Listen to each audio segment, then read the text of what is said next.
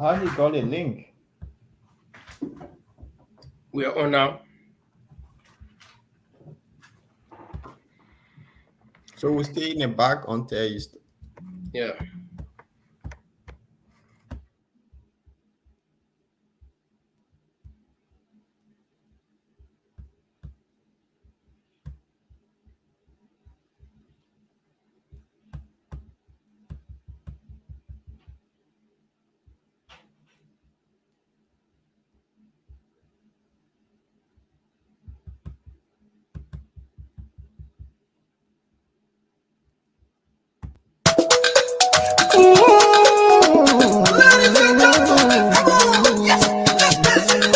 Come on, let them say ya. Come on, let them say ya.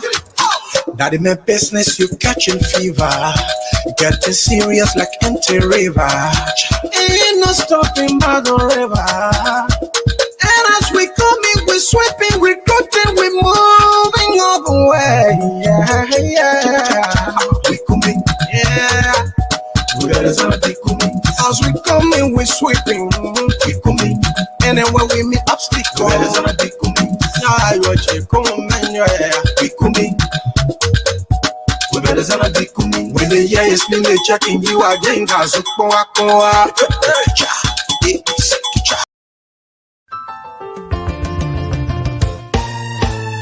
My people, where you at? Where you at? Wake up from your slumber, stop sleeping. Wave your hands, wave your hands, wave your hands, wave your hands. Come on, come on, come on. I know you're sleeping now. You gotta wake up some more, yeah? Okay, let's go. The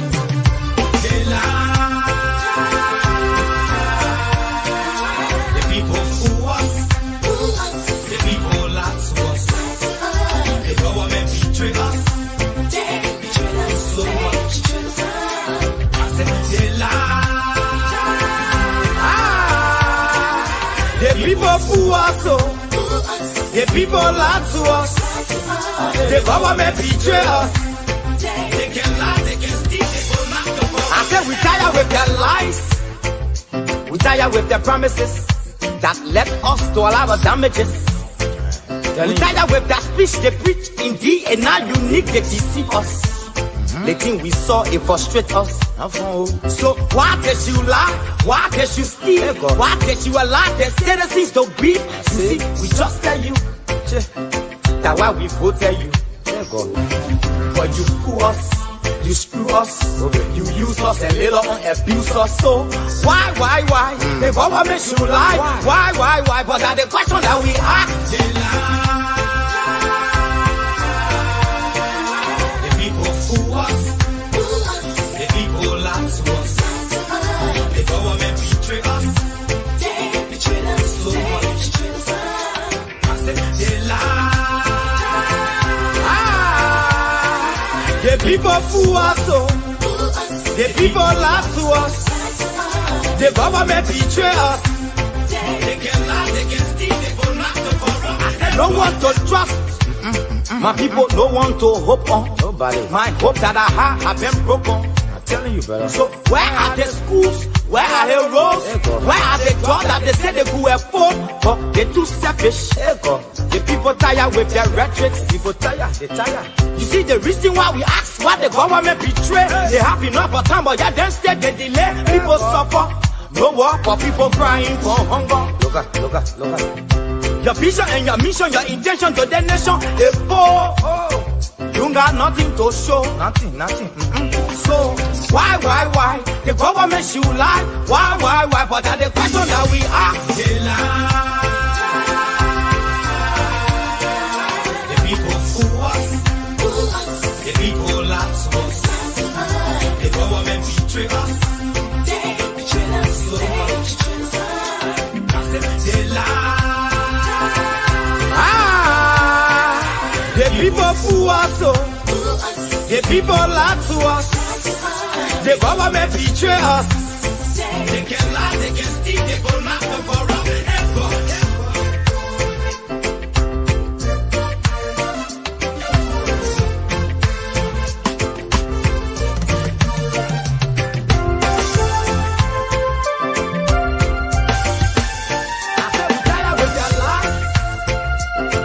With their promises that let us to all our damages. We tired with that speech they preach indeed, and now unique they deceive us. The thing we saw, it frustrate us. So why can't you lie? Why can't you steal? Why can't you allow the citizens to breathe? You see, we just tell you that why we voted you. But you fool us, you screw us, you use us and later on abuse us. So why? The government should lie. Why? But that's the question that we ask.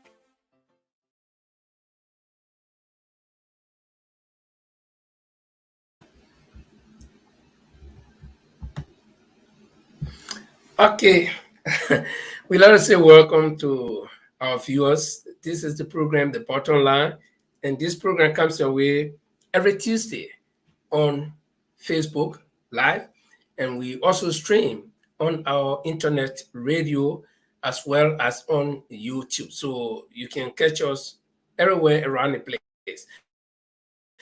And we do discuss politics, we discuss Liberia, we discuss interest, and we discuss just about everything about Mama Liberia. Today, we're going to have a house packed, not only with human beings, but packed with ideas. And we urge you to share the video if you're just joining us for the first time. My name is for co-host Paul Chopley from the UK. Let's see if Paul can join us right there.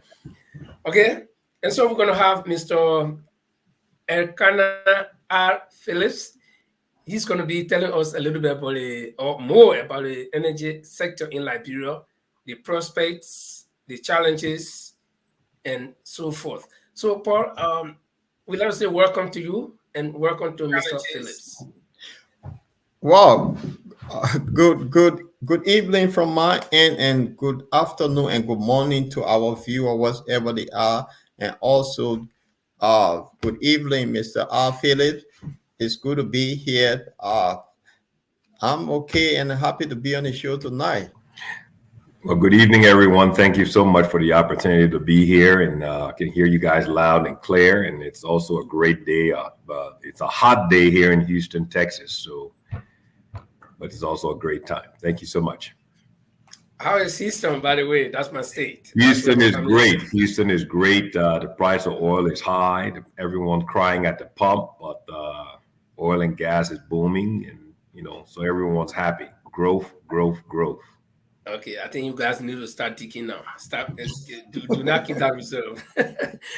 Okay, and so I let us say formally to you, welcome. This is the program, The Bottom Line. We do respect your views, and you respect ours, and we hope our viewers will also respect our views, and we will respect their views. And you viewers, we ask you to share the video. You can post your comments and ask our guests any questions that you have. Like I said, tonight he will be discussing the energy sector. But just before we dive into that, we'll go directly into things that have been happening in Liberia of late. As we all know, there was a fracas between the Student Unification Party, SUP, of the University of Liberia, and a group that blends itself as the CDC / COP, that's Council of Petra for the CDC, exclusively for the CDC. And this fracas actually ensued on July 26th when the students decided to stage a rally or march, or call it whatever you want, asking the president of the Republic of Liberia to fix the country, that's FRX, to make it look good. And then the COP for the CDC also decided that no, they will not allow this program or this march or demonstration or protest or whatever you call it to go on. And so they intercepted the group, and that fracas led to bloodshed. And we know that there are some victims in the hospital presently in Liberia, and some have been thrown out of the country. And so that's one thing we'll be looking at. And tonight, like I said, we'll also be looking at the effect of ethnic discourses in Liberia's geopolitics. What are some of the effects? How is it affecting our politics? And if time permits, we'll look at the fragmented opposition. What are their chances come 2023 in the presidential and general elections? But first, we'll look at the fracas. What happened at the University of Liberia, or not actually on the premises of the University of Liberia, but what happened between the students and the COPCDC. Now, Paul, you've been following, and I think by some chance you may have heard what happened. Well, I saw on 26th day, the 26th day, I saw a group of students were peacefully protesting the American embassy, and then we saw another group that came and ran after them, neutralized them. I think they called one of the leaders and beat him. Everybody saw that he's in the hospital fighting for his life. And this group, they came from the ruling establishment camp. And 7 days later, to find out that we just heard the president making some statement. So I don't know what sort of Liberia we're looking at, that people cannot express their disagreement with government. Is that a new Liberia? Because it's in there, people have the right My to fellow protest Liberians, at any given time. a day of national celebration. Yeah, Paul, go ahead. I'm just trying to cue this stuff for playing. Yeah, so this have been a current thing in the country. It's not one incident. It have happened several times, and the government have not said anything. If we go back to 2013, not 2013, right after, I think it was 2018, after the president came to office, there was a by-election in District 13. Similar thing happened. Taylor Uri, District 15, similar thing happened. So group of elementary student, high school student were trying to take their West African and say what they call wire. Teachers were not going. Those young students protested, and the government went after them too. So it seems to me that this ruling establishment do not want people to express their feelings. So you cannot beat somebody child or after 7 days before you come to, we're all parents. If somebody did that to my child, I would be already, maybe they may end up killing me, because if a father of the land, something like that happened, to taking 7 days before coming out to give this statement, I just don't get it. So I think it was wrong, it was bad, and the government should take from some news that is coming out, those very people that beat all those guys, they fled the country already. That is the rumor going on in Liberia. If that happened, the government should be blamed on this. So I guess, Mr. Phillips, all the way in the US, I guess things are happening in Liberia are not strange to you. You've been following. How do you look at such incidents? Well, my take on this is I don't, whenever you have a situation where you have a large number of people in the population, and then you have a very diminished number of opportunities, okay? So you have a large number of people on the left-hand side, and you have a diminished or a very small number or amount of opportunities and for people to connect themselves to for upward mobility. It is a recipe for chaos, or whatever name you want to apply to it. It just and the challenge now becomes that situation can be ignited from any point, because now you have a quote unquote a pressure cooker type of situation. And I will expand upon that in my energy explanation tonight. So,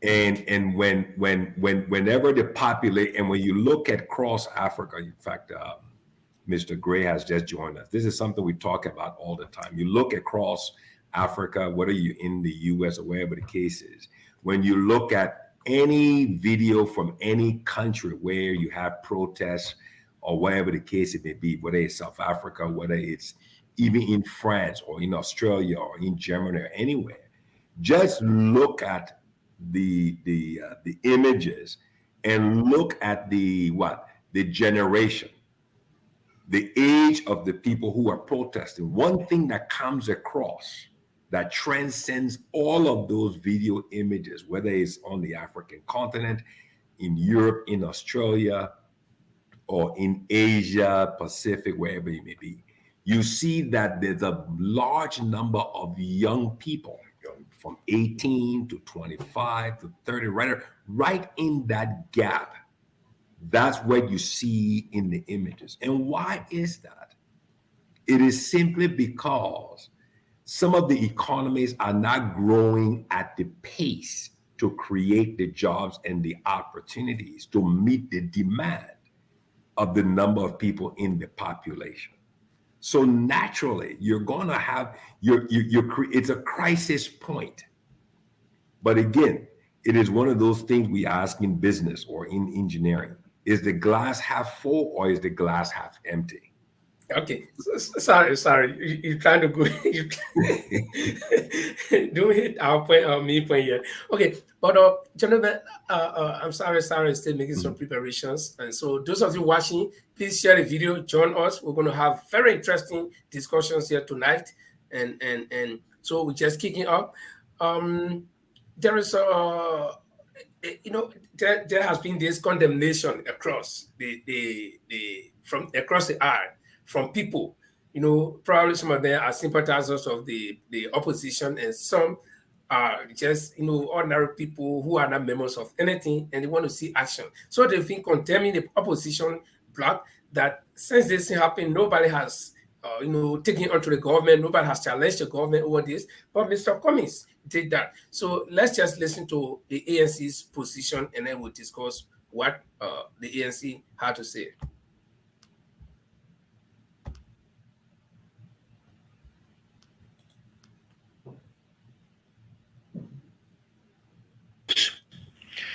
Turn into one of sorrow and violence due to the shocking brutality meted out against peaceful students of the University of Liberia under the banner of the Student Unification Party SUP, who were exercising their right to peacefully protest. The thuggish and brutal behavior is alleged to be sponsored by the state, by the government of Liberia, and supervised by individuals with close association to the ruling party and this government. We also note the undemocratic pattern of targeting peaceful protesters and opposition candidates. Lawlessness and violence against peaceful citizens, including by those with a duty to protect all Liberians and ensure the exercise of their constitutional rights, are unacceptable. Unacceptable.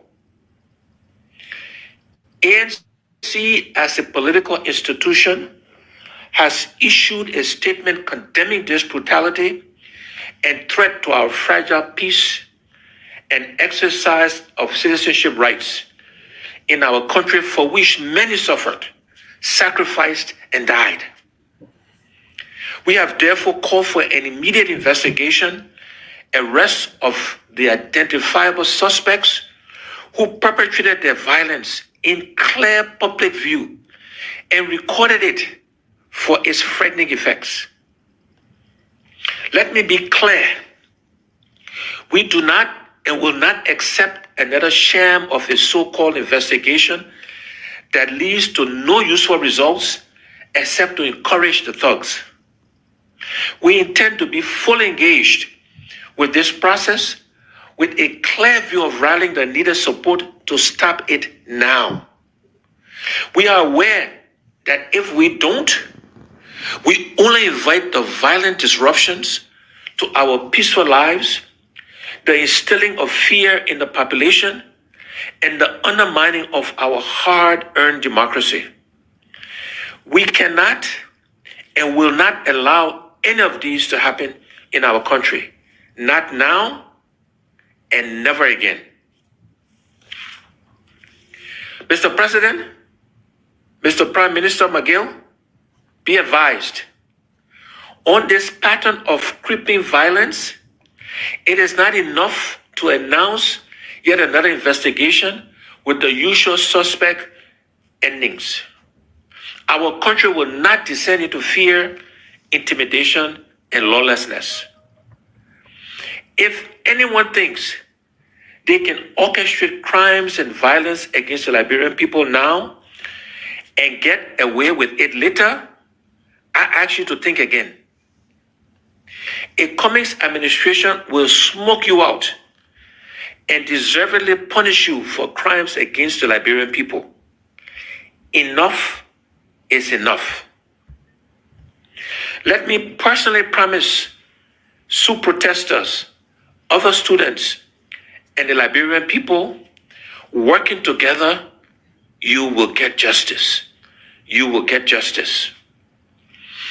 In closing, let me say this as clearly as I can. The cycle of impunity and unaccountability will end in the Cummings administration. State power is not a license to hurt innocent and peaceful Liberians who are the real owners of state powers. We will end this failed and recycled mentality of it happened in the past so we can do it now. That is why, as president, I will prosecute all those abusing their positions or affiliations to commit crimes and perpetrate violence against peaceful citizens. So help me God. I thank you. God bless you.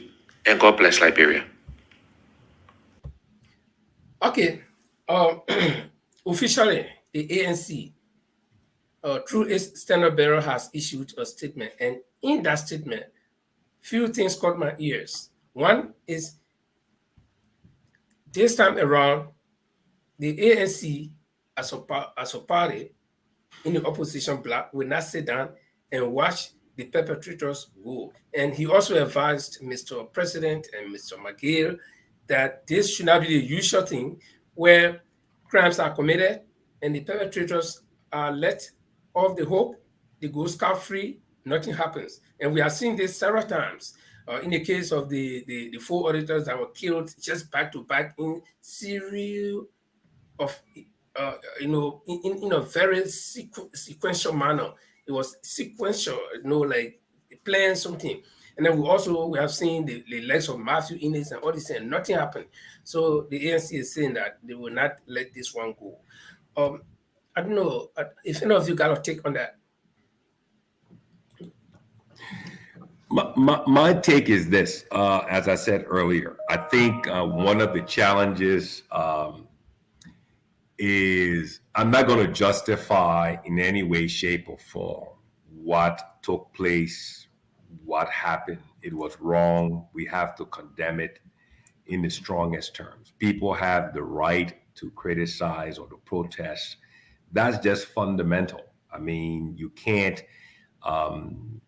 that's just a fundamental part of the democratic process or democracy. Okay, people must be given the opportunity to voice their concerns and to do it, especially in a non-violent way. Okay, so from that standpoint of condemning the actions of whoever were arranged and packaged and sent and dispersed and assigned to go out to create conflict and damage property and bring injury to people who were protesting. That's just fundamentally wrong. That's just fundamentally wrong. And now the justice system has to take its course. One, if there's video there, then the now has to be where is the justice system? What role does the justice system play? The police, who were supposed to be the one to serve and protect the citizens, where's the police chief on this? Where's the police chief? Where's the NSA? Where's the CID? Where's the Monrovia City Police? So they're the ones. So and when these things happen, you run the risk of what we call sliding down a slippery slope. When you start sliding from the top, most times there's no way to stop until you hit rock bottom. And this is where the challenge lies. And nobody wants to go back to rock bottom because a large percentage of the population understand and have experienced rock bottom. So it's not a place where anybody wants to go back to. But at the same time, again, there's no way for anyone to say, I understand what the president say, or I understand this. But from Mr. Cummins' statement from the ANC, I don't believe that it's a wise thing to threaten a seated government, to say that we will quote unquote smoke you out. I don't think that's a wise comment. I don't think that's a wise way to approach it.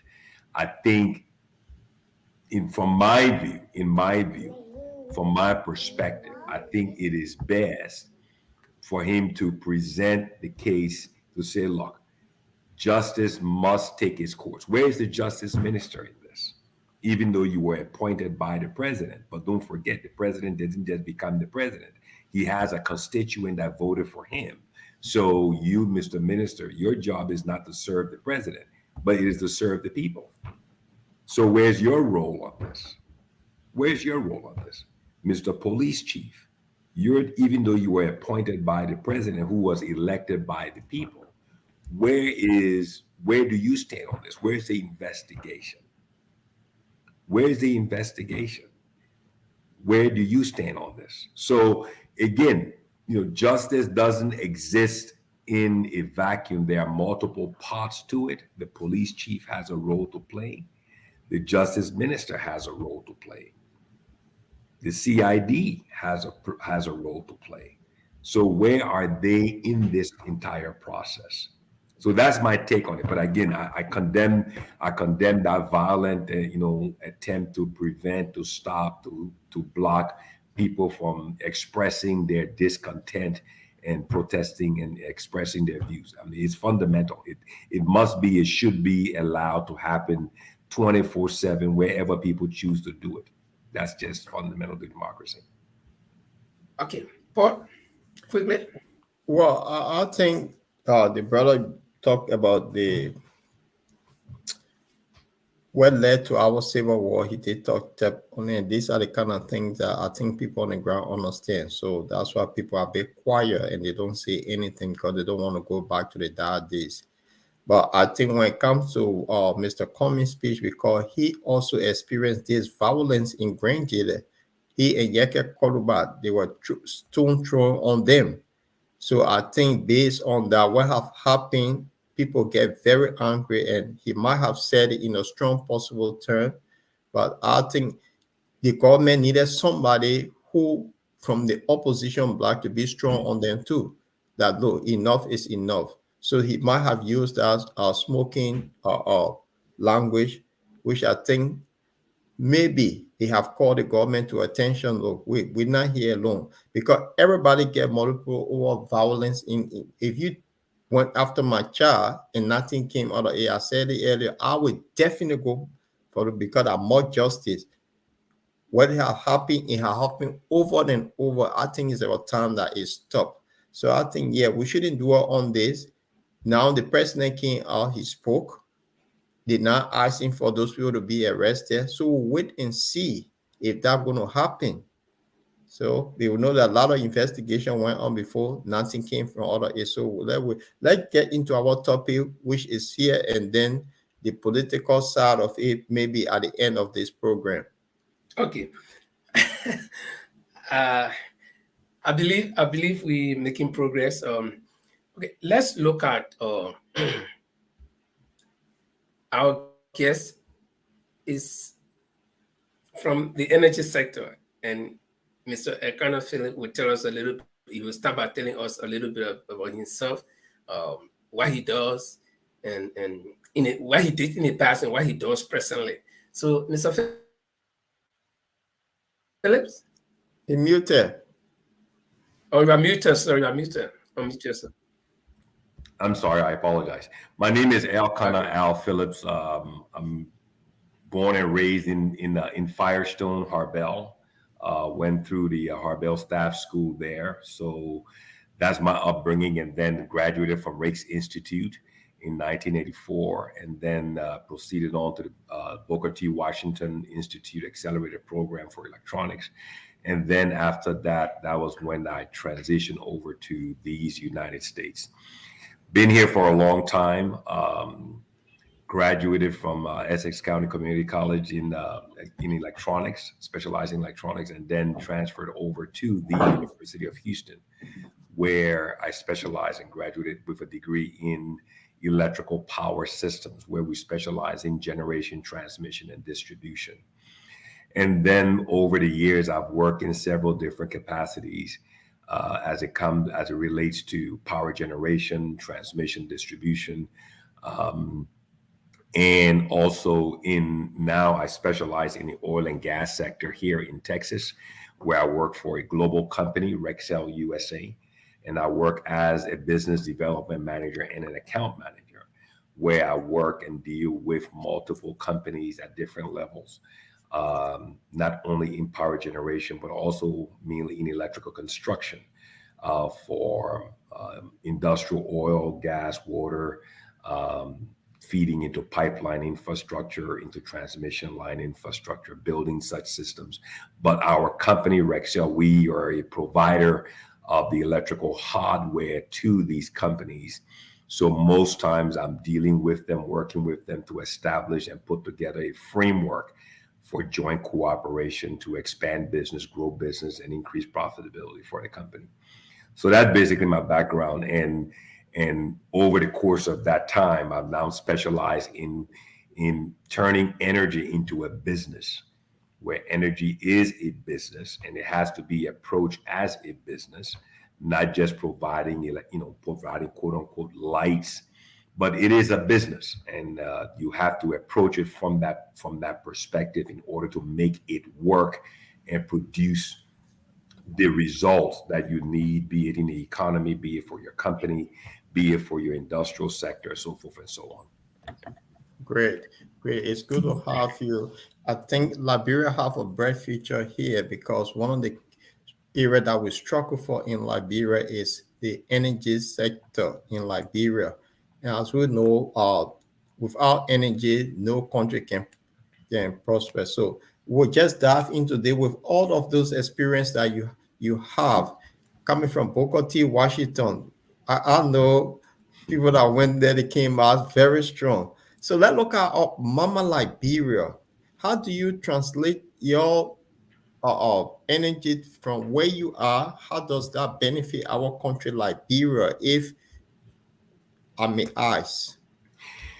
Well, again, it's structured and all that. Yeah. Okay, so let's look at it from the top down first. So fundamentally, one of the greatest things about Liberia is, one, we are a developing country. We are a developing country, so that basically translates into the fact that we have a very, very large number of young people.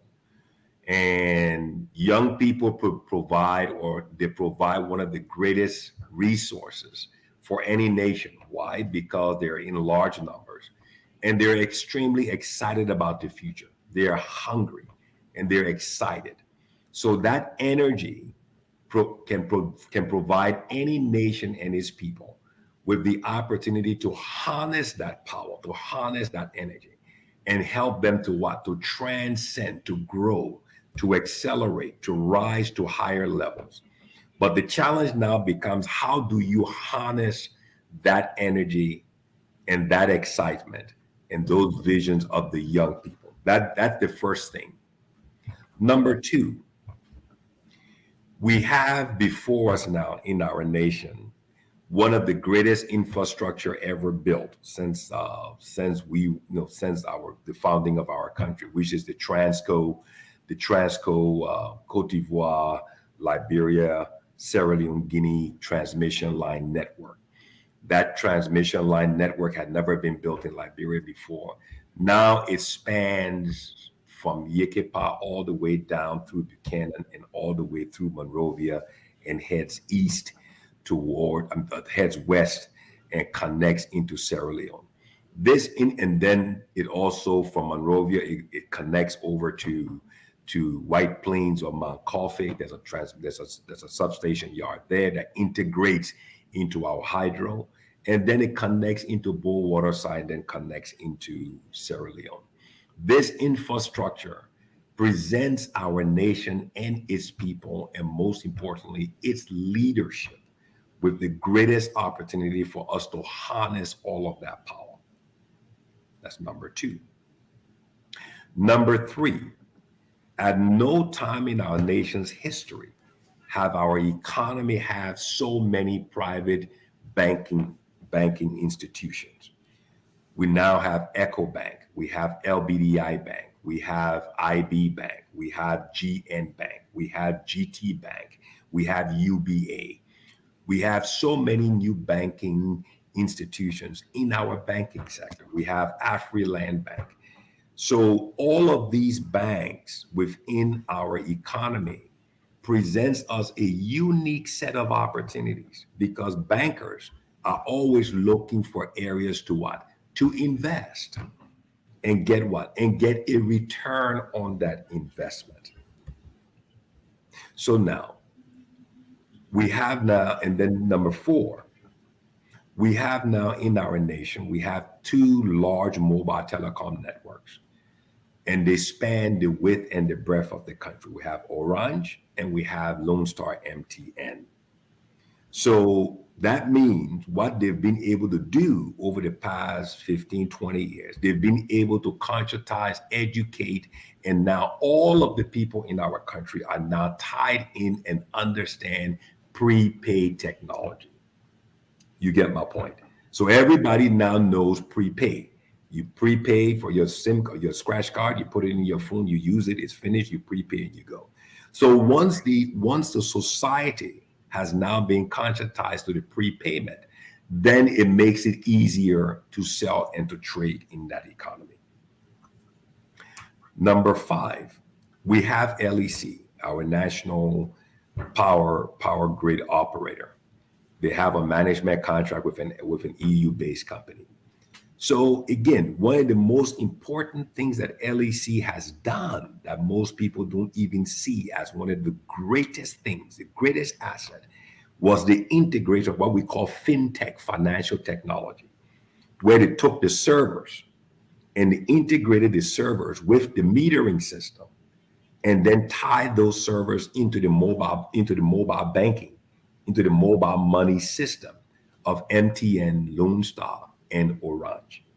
What that means is that a financial bridge has been built that allows consumers to prepay for their energy credits using their mobile phone through mobile money to their bank account at any one of the banks that tied into that. And then it goes directly into the LEC server and then into the meter, so when you can credit the meter when you buy your credits. So all of those pieces are the pieces of the puzzle on the table. So the question now becomes, how do we put it all together? Everybody with me there? So how do we put it all together? So the challenge now becomes this. LEC does not have, and LEC/GOL does not have the capex or the money available to make the investments for the transmission lines, the labor, the poles, the wires, and everything else, because they have so many other challenges that they have to deal with. That's understandable. The point here is not to say, well, do this or do that. But the fact is, they don't have the funding, the capex, to make that investment. And LEC on her side does not have it because she doesn't have the revenue stream from the number of subscribers she has on the power grid. Okay. So what we have here now is we have to look at the private sector. We got to look at the banks. Because the power grid is such that they've put one substation in Yekepa, they've put one substation in Buchanan, they've put one in Monrovia that ties into to Mount Coffee, and they put another one in the Mano River Union area that connects into Sierra Leone.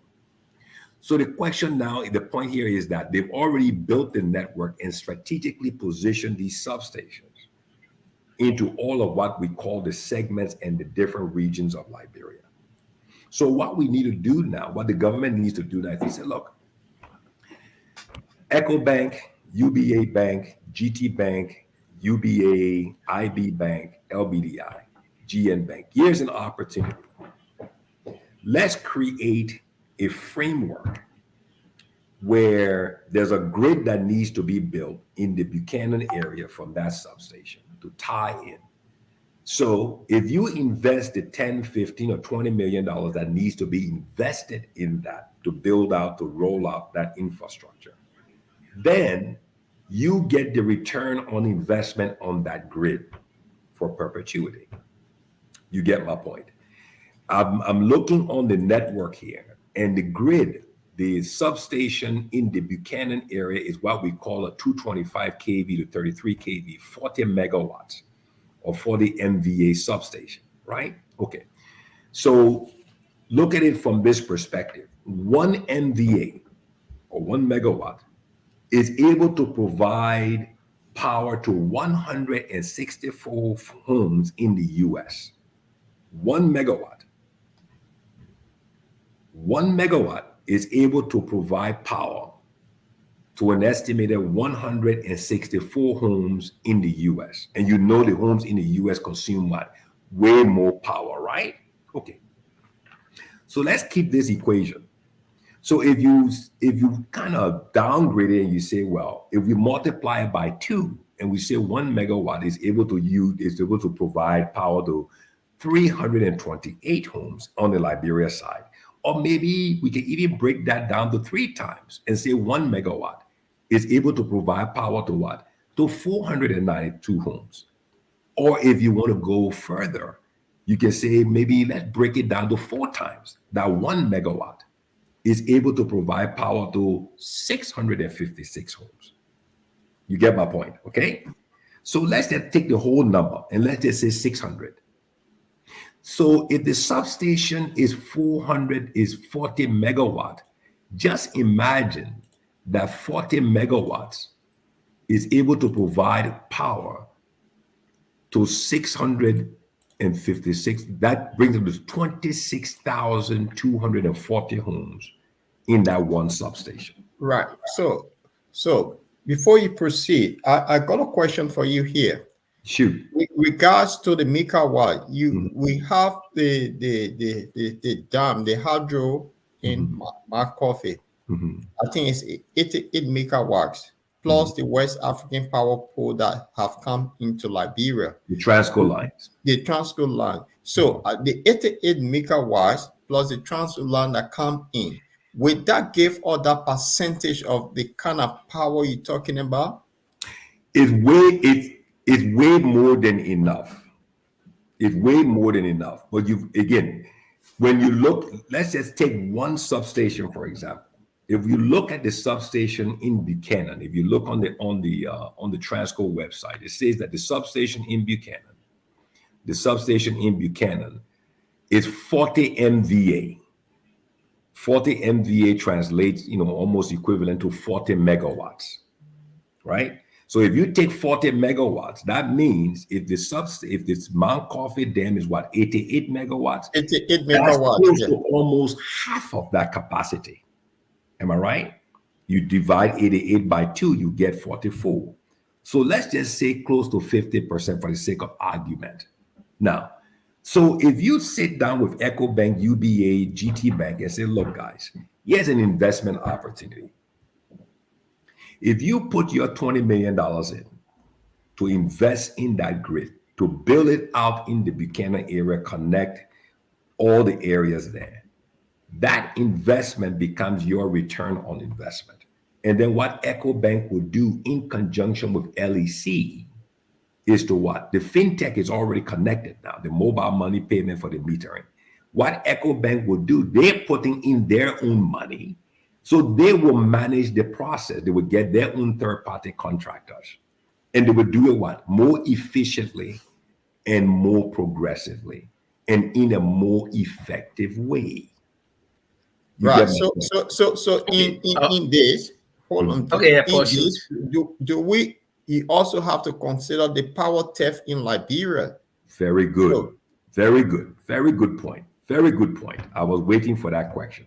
Now, Okay. that's why the private sector on the banking side is so important.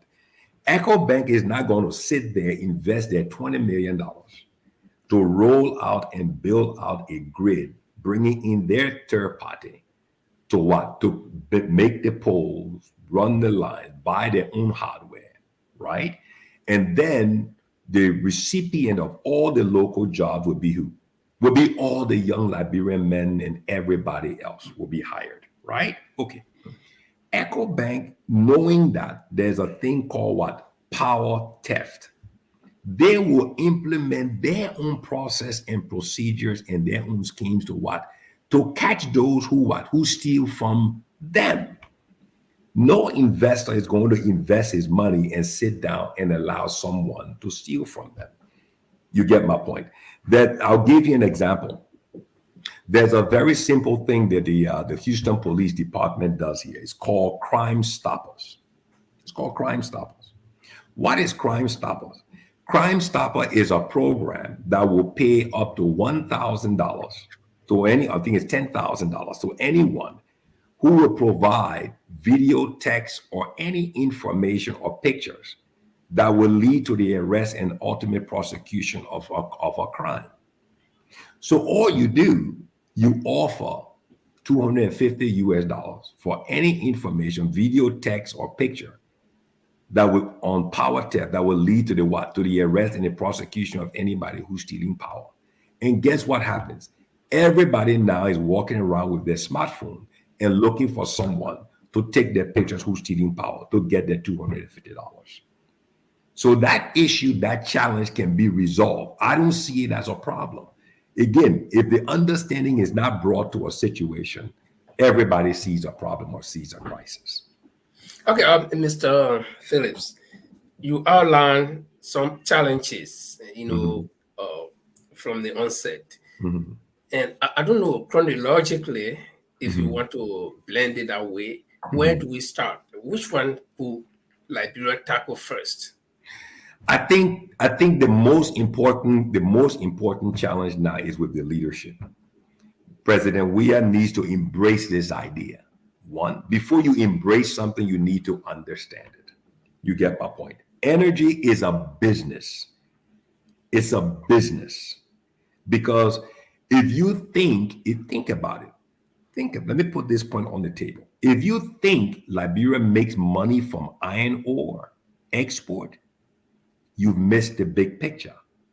If you bring that power into Buchanan and tie it into Mittal and all of the places there, what Mittal will pay you every month for power consumption will most likely be greater than what they're paying you for iron ore export.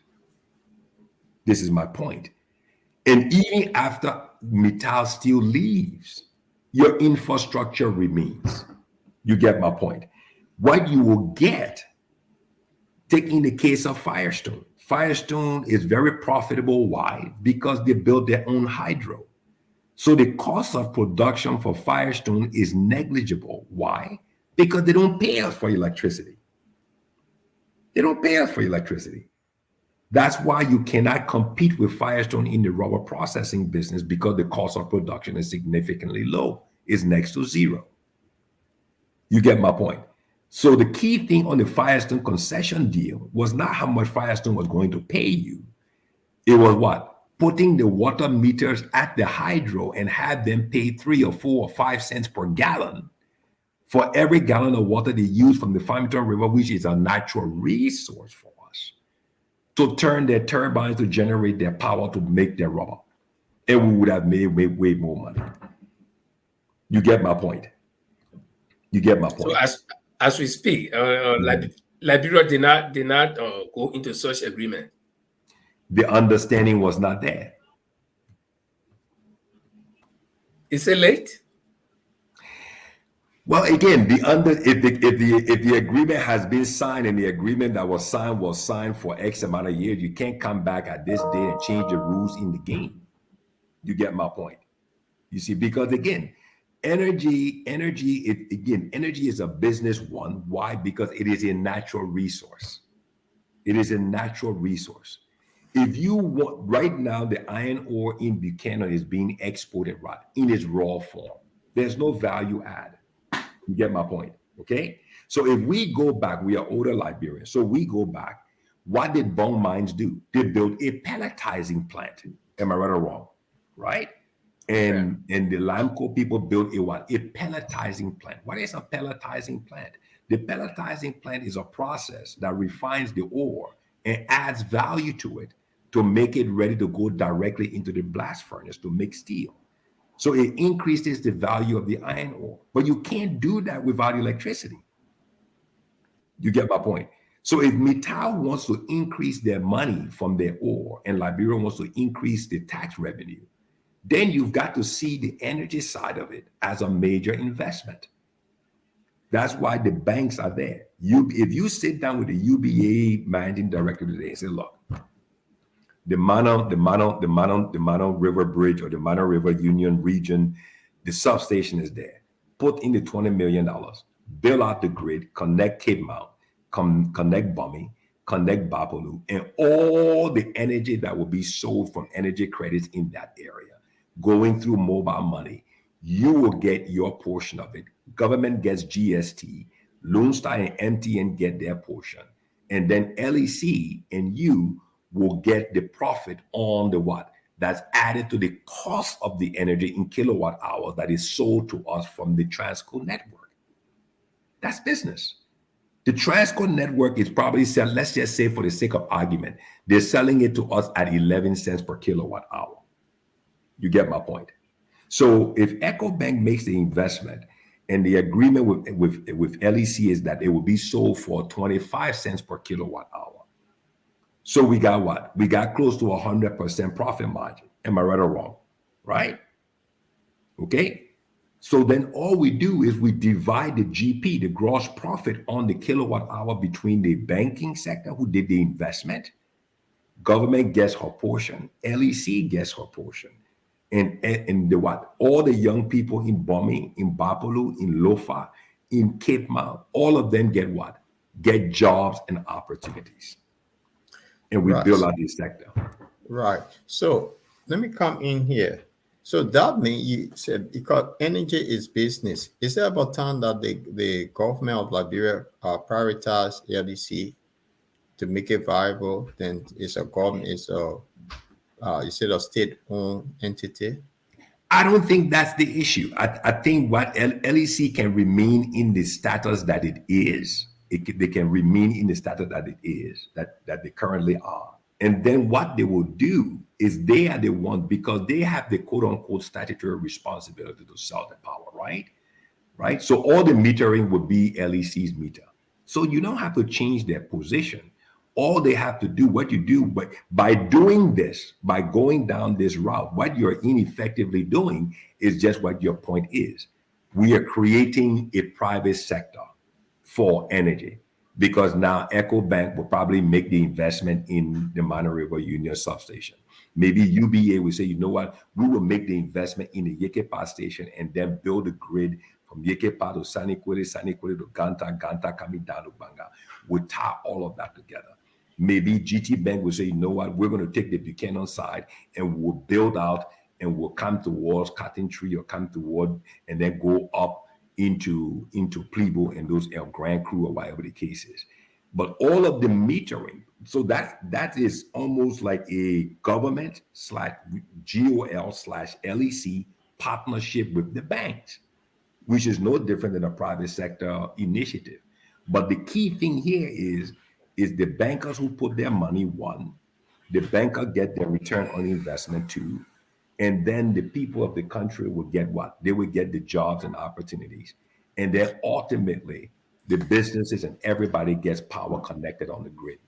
Yeah, but I just want to, Paul will come in, but I just want to follow up on Paul's question. You see, I think one of the problems in Liberia, especially when it comes to government property or government managed entity, is this thing about government property, government managing it, and it will collapse. We have seen several of those projects going nowhere. We saw LPMC, we saw NCADP, BCADP, LCADP, and all these places. Okay, and LEC has been struggling with managerial problems all the years. Okay, so people believe that outsourcing the management of LEC will help to some extent, because at this point there will be no interference where government officials will feel that they are entitled to free electricity, where government buildings will not be run on free electricity, and so forth. So the point you are propounding is that if the banks invest their money, they will be solely responsible for the management part of it, because they want to get back their returns. So don't you think, in regards to Paul's question, don't you think that would be the wisest thing to do? Place the whole thing into the hands of other people, and you as government just sit and receive your percentage, what you're supposed to receive, or your taxes, or whatever you call it? I don't believe that is a solution. I believe that the current so let's look at LEC today. Let's look at LEC today. LEC has a contract for what they call there's a contract management team, right? So LEC is contract. They're in a management contract with this expat EU company, right? Okay. So currently, LEC is ineffective, not because LEC is a bad institution. No, that's not the case. LEC is ineffective right now. Why? Because one, LEC is trying to take on all of the responsibilities all by themselves. So they're going to do the management, one. They're going to buy the poles, two. They're going to hire the people, three. They're going to buy the meters, four. They're going to buy the transformers, five. They're going to buy the lines. Then they want to hire the third-party contractor to come in to build everything out. So you're trying to take on too much responsibility, and the capital, what we call the CapEx investment, is so high. So and then you want to manage the process, not the bank. So the banker who's going to put up his money is looking at an ineffective, unproductive, right, an inefficient system that he's going to take his money and put it into. No banker in his right mind will do that. You get my point? You follow what I'm saying? So let them do what they do best. Let them stay in their lane. They have the statutory responsibility to sell the energy, to sell the power, one. They have the fintech network infrastructure that connects all of the meters. And the server that connects all the meters are connected to Lone Star and to Orange for mobile money payments. And then if the bank chooses to make the investment into build out the network the power network grid infrastructure from any one of those substations. Okay, so let's say Mount Coffee. Look at the Mount Coffee substation. That Mount Coffee substation is already integrated and synchronized with the hydropower plant. You get my point? But look at where it geographically is. It is geographically positioned on the what? On the opposite side of the river, and then connects all that highway, the Bamagida Highway that runs from St. Paul River Bridge all the way through Clay, Virginia, and all the way, and then it splits off to go to Cape Mount and to Bomi, and then to Bapolu. So if anyone makes the investment in that, they can build the distribution line, because it's already set at 33,000 votes. You can build the line, the bank can build it, and just imagine bringing power into Virginia, into Liberia, and how many more homes, how many more businesses, how many more companies. And then the bank who put their money in, they will let them have the latitude to bring in their own third-party contractor. That's not LEC's responsibility. If there's anything that the government would then impress upon the banks, is what? To give Liberian companies first choice. You get my point. So with all of what you're explaining, where does LEC stand? Their job, they're part of the whole process is to sell the power because they control the meters. You get my point. They have the server that controls the billing for the energy credits. So when you buy your LEC credit on your Lone Star phone, paying it with your mobile money, it goes to the server. The server sends you the code, and that code is tied to that meter. And then Then I want to take you back. I want to take you back a little bit. Earlier on, you mentioned that if, for instance, GT Bank or GM Bank invests, and then they will have total control over the monetary side. For example, even to avoid what we call power test, they will have to put in place what you refer to as what you call that? Crime stopper. Yeah, crime stopper. So I don't know how is it going to work easily if they will be supervising the financial part, and then at the same time, LEC will be the one to be selling, and then looking at the history of our country where the big shots want to get free electricity. So don't you think there will be some conflict there? GT Bank or GM Bank want to be supervising the monetary part, but LEC is selling. So the thing is this. Understand one thing here, Mr. Gue. The fintech, the financial technology system, right, that connects the mobile money and everything. Once you deploy the metering, those meterings are tied into that fintech. They are coded. You get my point. They are coded. So there's nothing else anyone has to do.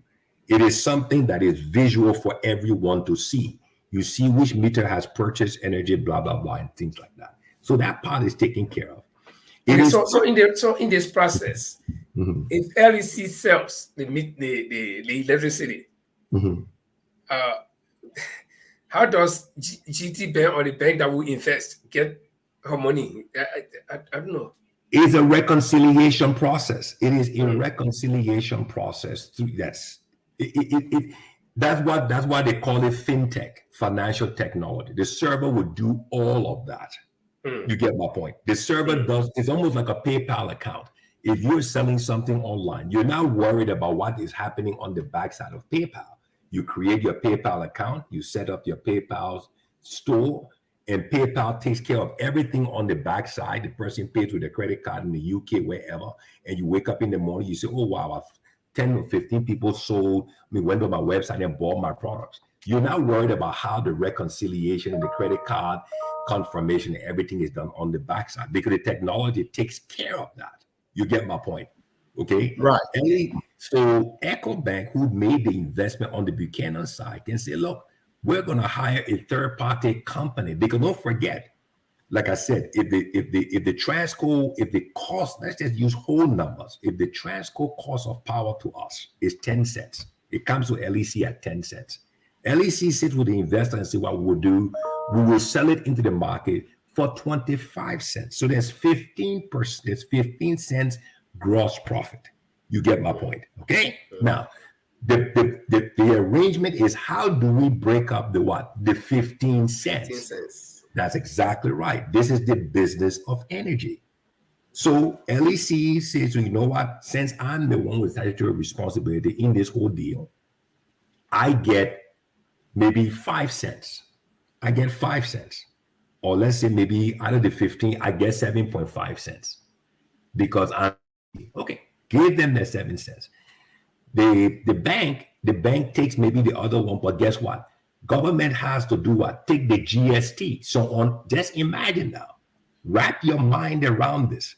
If you what is that GST? That's the government standard tax on everything that is only the sales tax.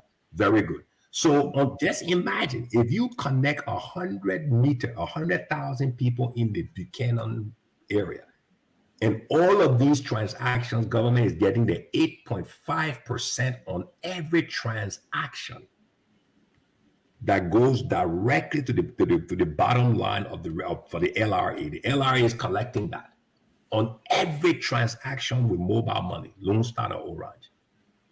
And then the bank gets the rest.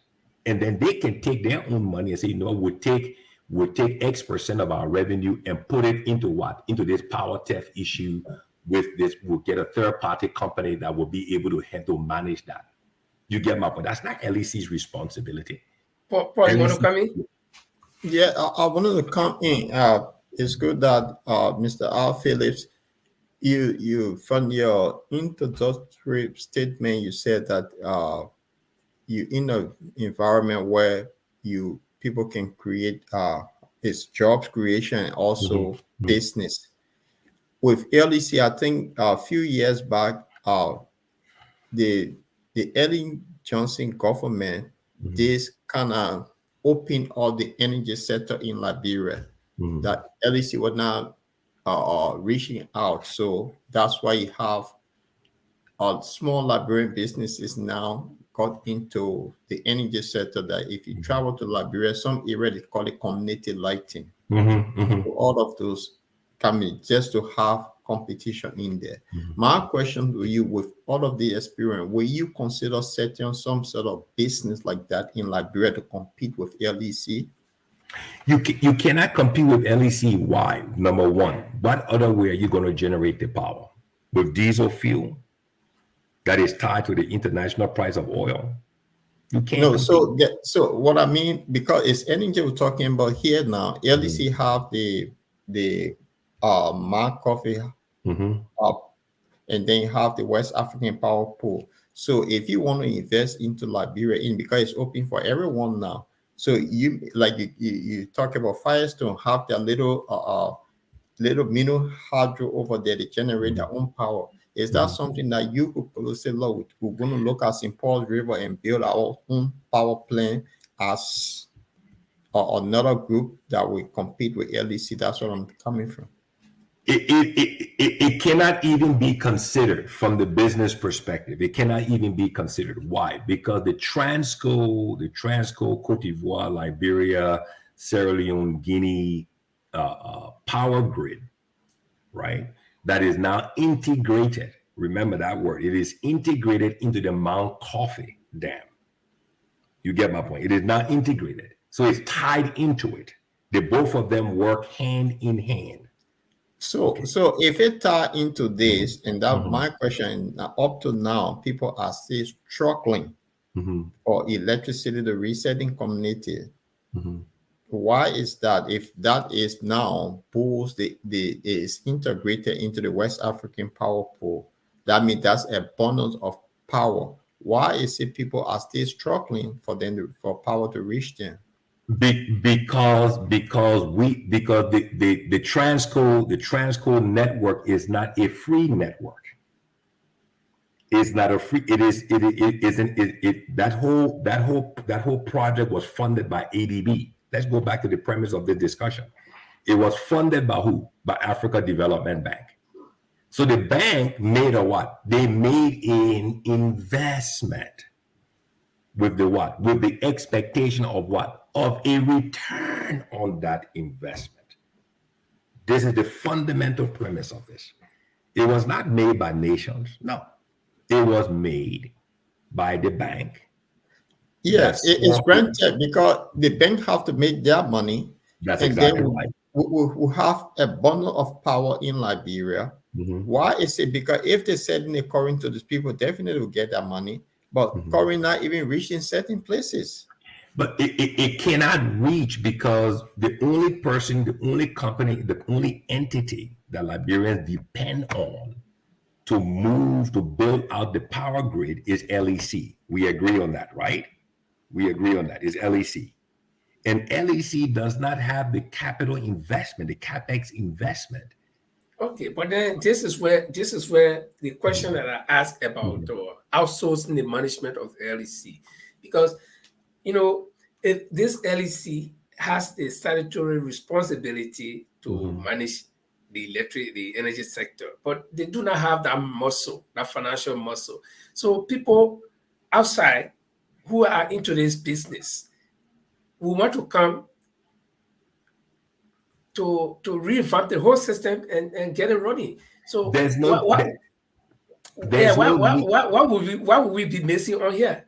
Yeah, the thing is this, Mingfo. What I was saying, if you look at, again, let's go back to the fundamental. The Transco network was was invested in by the bank. And what did ADB do? You didn't see ADB people climbing the towers. ADB went out for what? For competitive bid for a third-party company that had the expertise, right? To build the transmission network. Why? To make sure that the investment, it would be what? Carried out and done right. This is my point. This is my point. And why did ADB select company A and not company B? One, price. Two, their resume, their CV, the projects they had done, how effective they were, how efficient they were. You get my point. So again, you want a private sector guy to come and take over LEC. Okay. So what is the guy going to do? He's going to look at the LEC structure, and you want him to put his money into what? I'm not condemning in any way. I don't want anyone to feel that I'm condemning LEC, but we've got to call it what it is. It's ineffective, it's inefficient, it's unproductive, and it has tremendous amount of losses. So no investor would take good money and put it into a bad system. This is my point.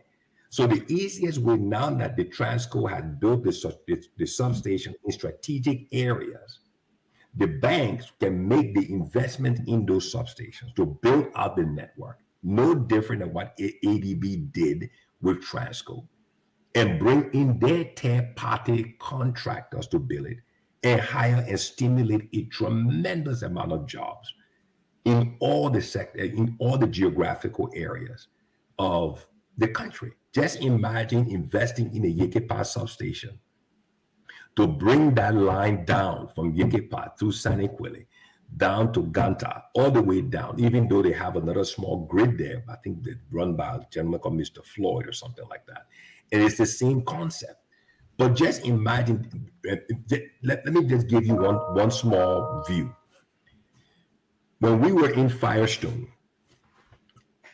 from the time of my birth up to the present day as we speak, Firestone does not buy electricity poles. Firestone makes her own cement poles.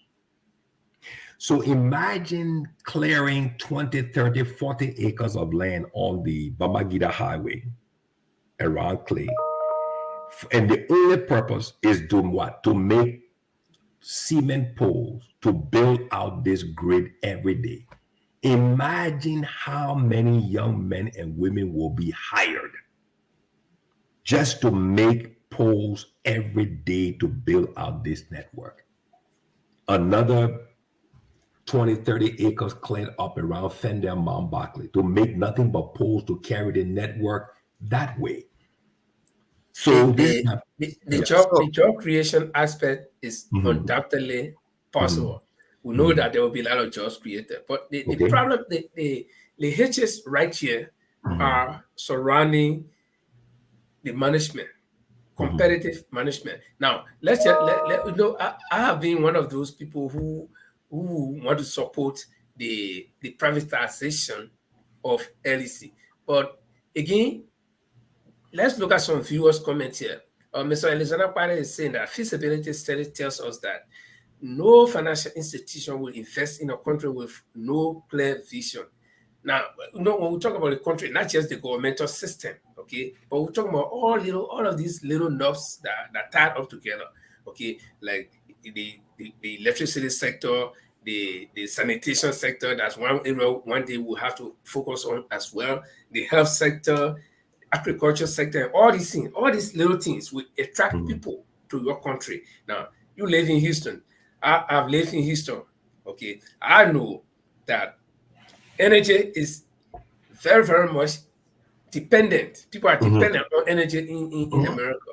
especially in Houston, that is very hot. In the summer, all the houses are almost boiling with heat. So you need electricity by all costs. If you do not have electricity in America or in places like Houston or the hot areas, people will not be attracted to those cities. So Liberia, being the kind of country it is, Pada is telling us that feasibility study will show clearly that no country want to, or no financiers want to invest in this kind of country with no vision. Okay, let me address that point. Let me address that point of Mr. Alexander. Mr. Alexander, so you're telling me that the reason for which UBA, GT Bank, GN Bank, AfriLand Bank, LBDI, and IB are in Liberia is because by feasibility studies, they don't want to, and that's because based on his point, there should be no banks there, right? I think I should put it on one more time. This is my point. Now, okay. So let's take his point there. Now, the last part of his point there is with no clear vision. I'll look on that side. Okay, no clear vision. Fine. So I will accept his point that says no clear vision. That is what? That is applicable to how this energy challenge is met. You get my point? Mm-hmm. Because if UBA did not see an opportunity to make profit or to increase their business in Liberia, UBA would not be in Liberia. If GT Bank did not see an opportunity to grow, they will not be in Liberia. So the premise of this statement is wrong. Now, every bank, like you and myself, like the question Mr. Cholope was asking me, would you consider this, Mr. Phillips? Would you consider this as an investment? If I could put together the investors and sell this idea, if I hang up the phone and the UBA guy calls me and says, "Look, Mr. Phillips, I heard you on that program, and that idea, we like it. Can you please do a call with us so we can go to the depth of this, because we like the idea, because what you've done, what you're able to do, you were able to segment the issue of big government." You get my point, you see, because again, you have to look at it from the concept. If you look at it as a whole, then it becomes very confusing. But if you look at it in all of its intricate parts, it becomes easier for you to digest it. LEC has their role. The key thing is let them stay in what their role is. The banks have their role. The banks can do it faster. They can do it better. They can do it more efficient. They can do it more effective. Why? Because they've got the funding. They can bring in the GT Bank is a Nigerian-based bank. They've got branches all around. So most of the depositors are already contractors in this sector. You get my point. So they can easily bring in people who will want to make the what, that they can give them a contract to implement and to roll this out effectively than LEC. Okay. But again, another thing we got to look at, it's easier said than done, but we're talking about a whole system here where every unit has to work cooperatively, dependently or independently to make the whole system work. It's like the whole human body. If my finger is hurting, I cannot pick up things easily. So if my stomach is hurting, I will not even eat. So somebody, Mr. Pada is still arguing here that Liberia is such a country that it's very difficult for any system to work in. So do you really think, with all these beautiful ideas you have on the paper, do you think it can really work easily in Liberia? Okay, very good point. Given one reason that, one of the major very reasons.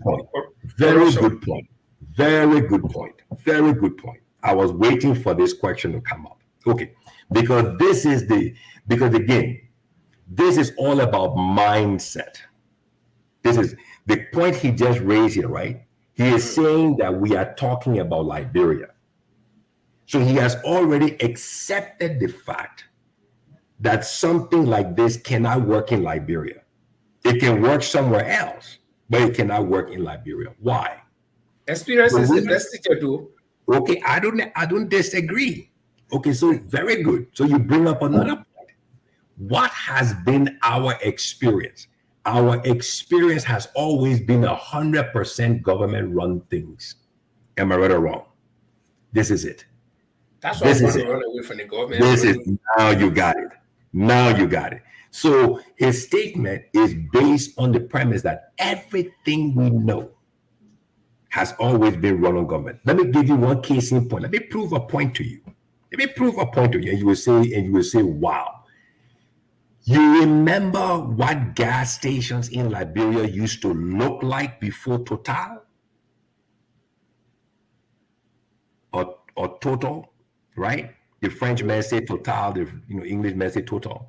Do you remember what the gas stations used to look like before Total got there? When Total came in with the standard design of the gas station, the pumps and everything, what happened? It was a magical transformation for everyone in the gasoline business.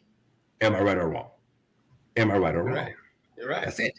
I mean, I was surprised when I went to Liberia to This is it. go to the convenience shop under the gas station. This is it. Convenient. Total brought the convenience store. They brought the pumps. They brought everybody in uniform and everything. Laid everything out.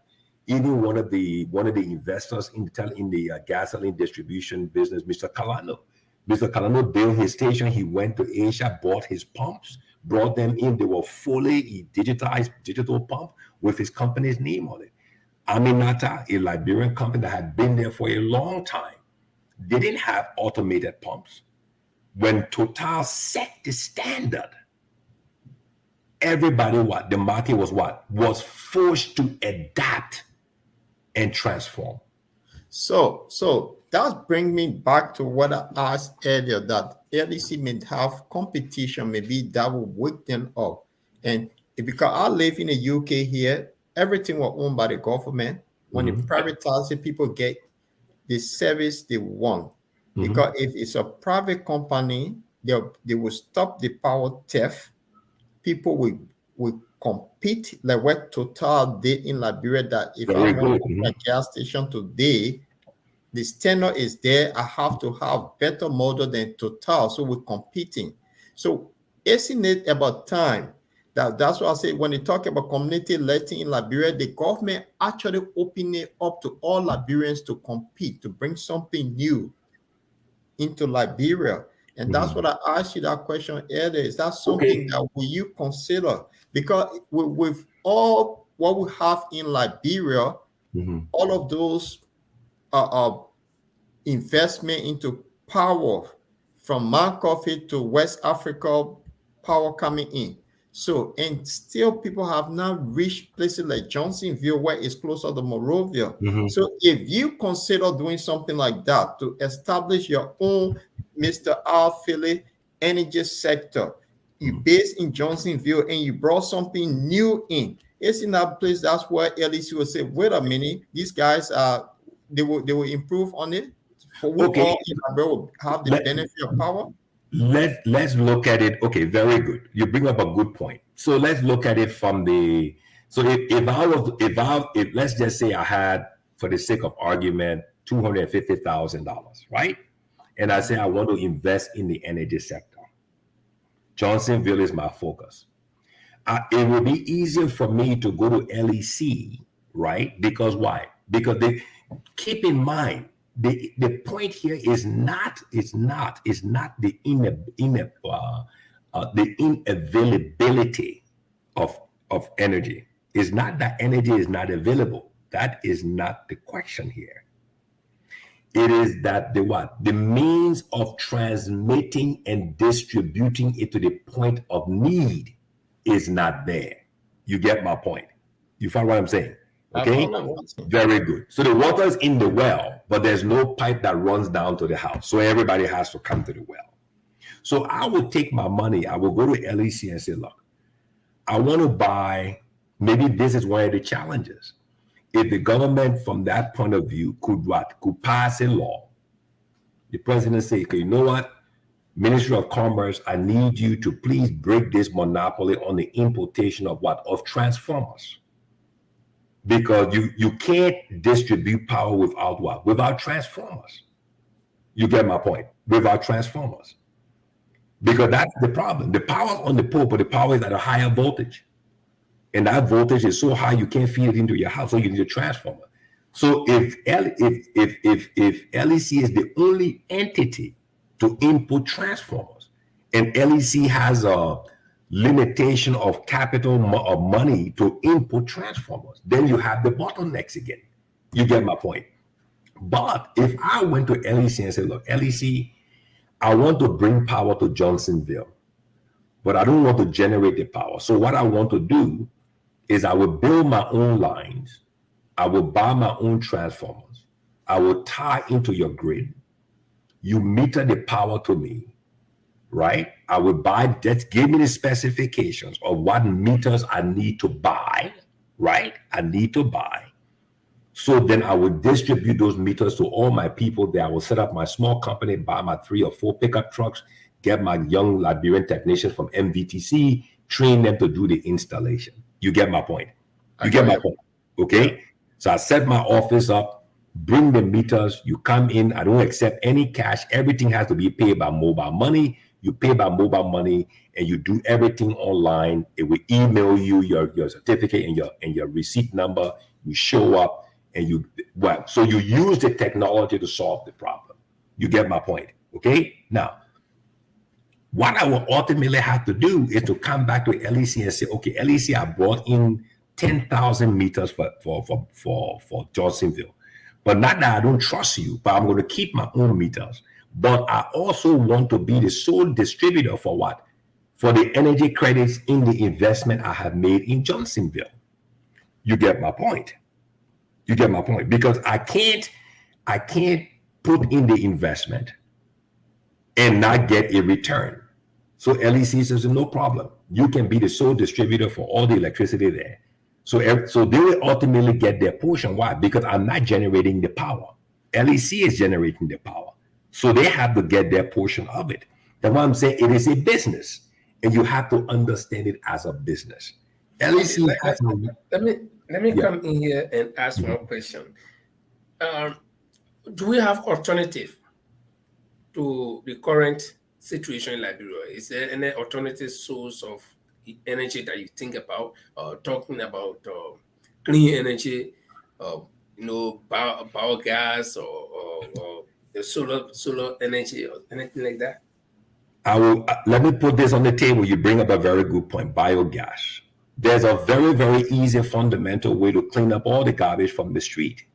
Very easy way. All you do, you go 20, 30, 40 miles out of Monrovia, dig up landfill, and you start buying garbage. You start buying garbage. And everybody will contract their pickup to pick up the garbage, bring it to your landfill, and you pay them per pound or per kilo for the garbage. And all of a sudden, you take that garbage, you put it in the landfill. In 1, 2, or 3 years, it becomes methane gas. And there are generators, what we call waste gas generators, that will take that gas and generate power. Okay? So you're back to the same point. How do you get the power from the landfill to the city of Bonny? You sell it on the national grid, you sell it to LEC. This is my point. So you still have to come back. You still have to come back to LEC again.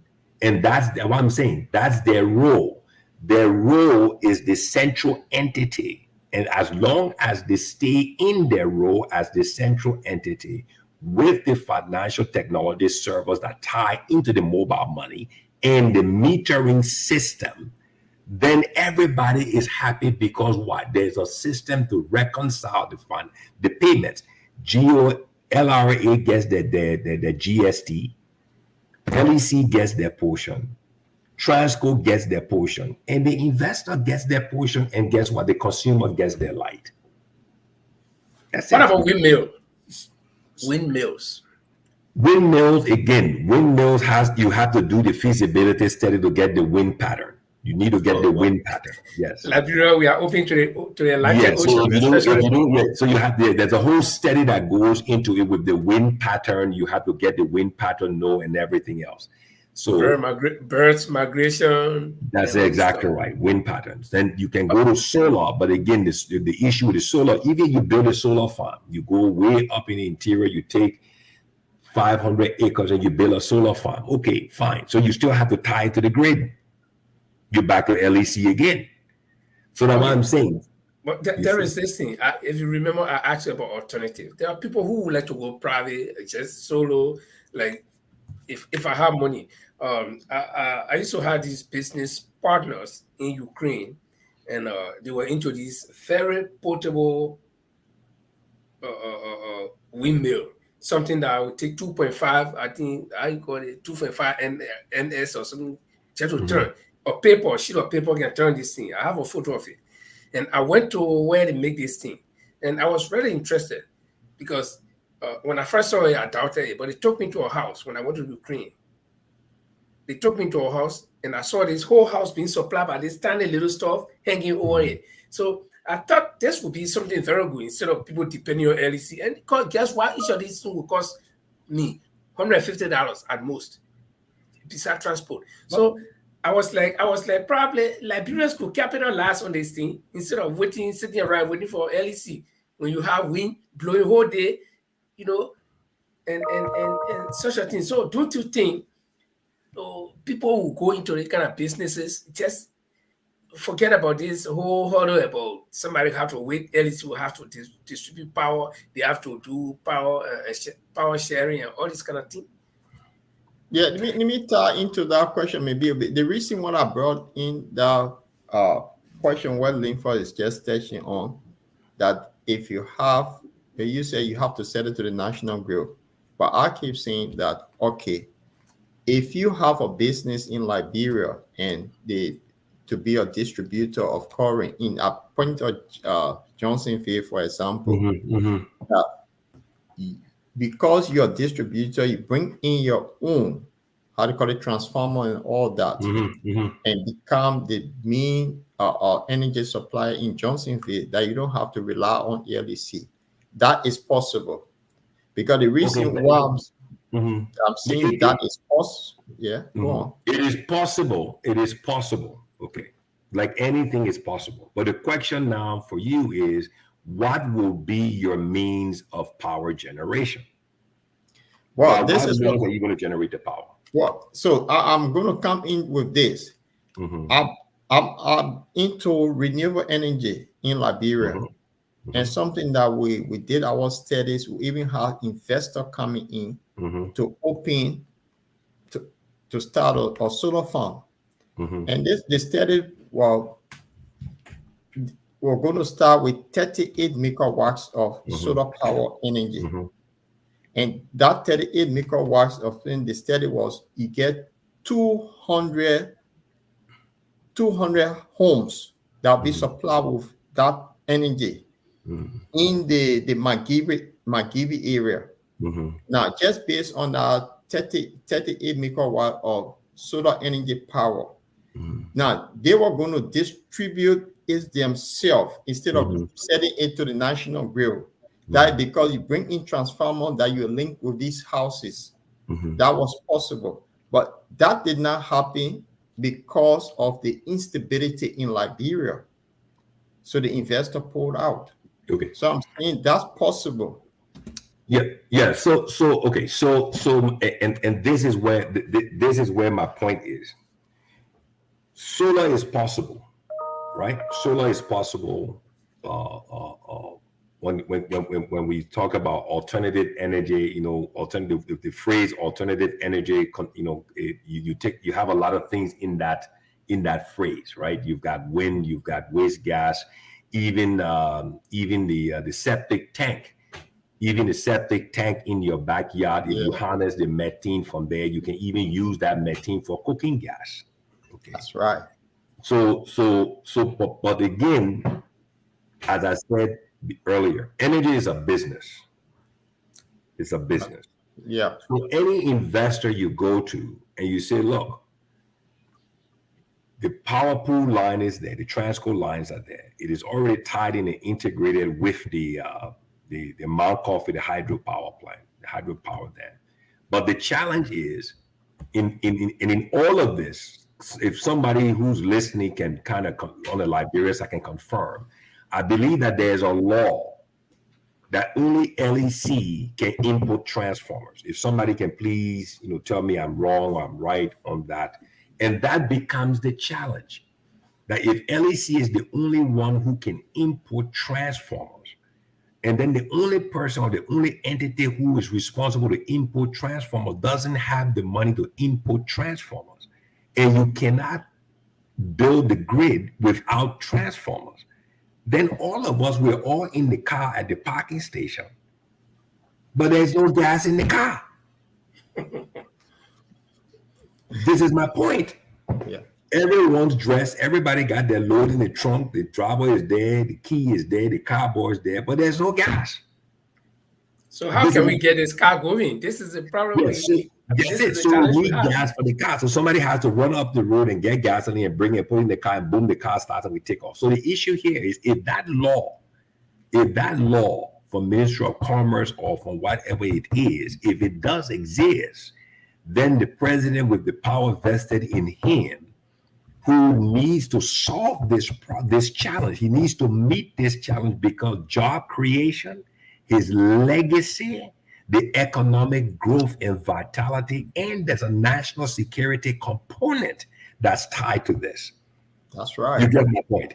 Yeah. So, and that's what I was saying. So it is incumbent upon the leadership to understand this. I don't want them to know it. No, I want them to understand it.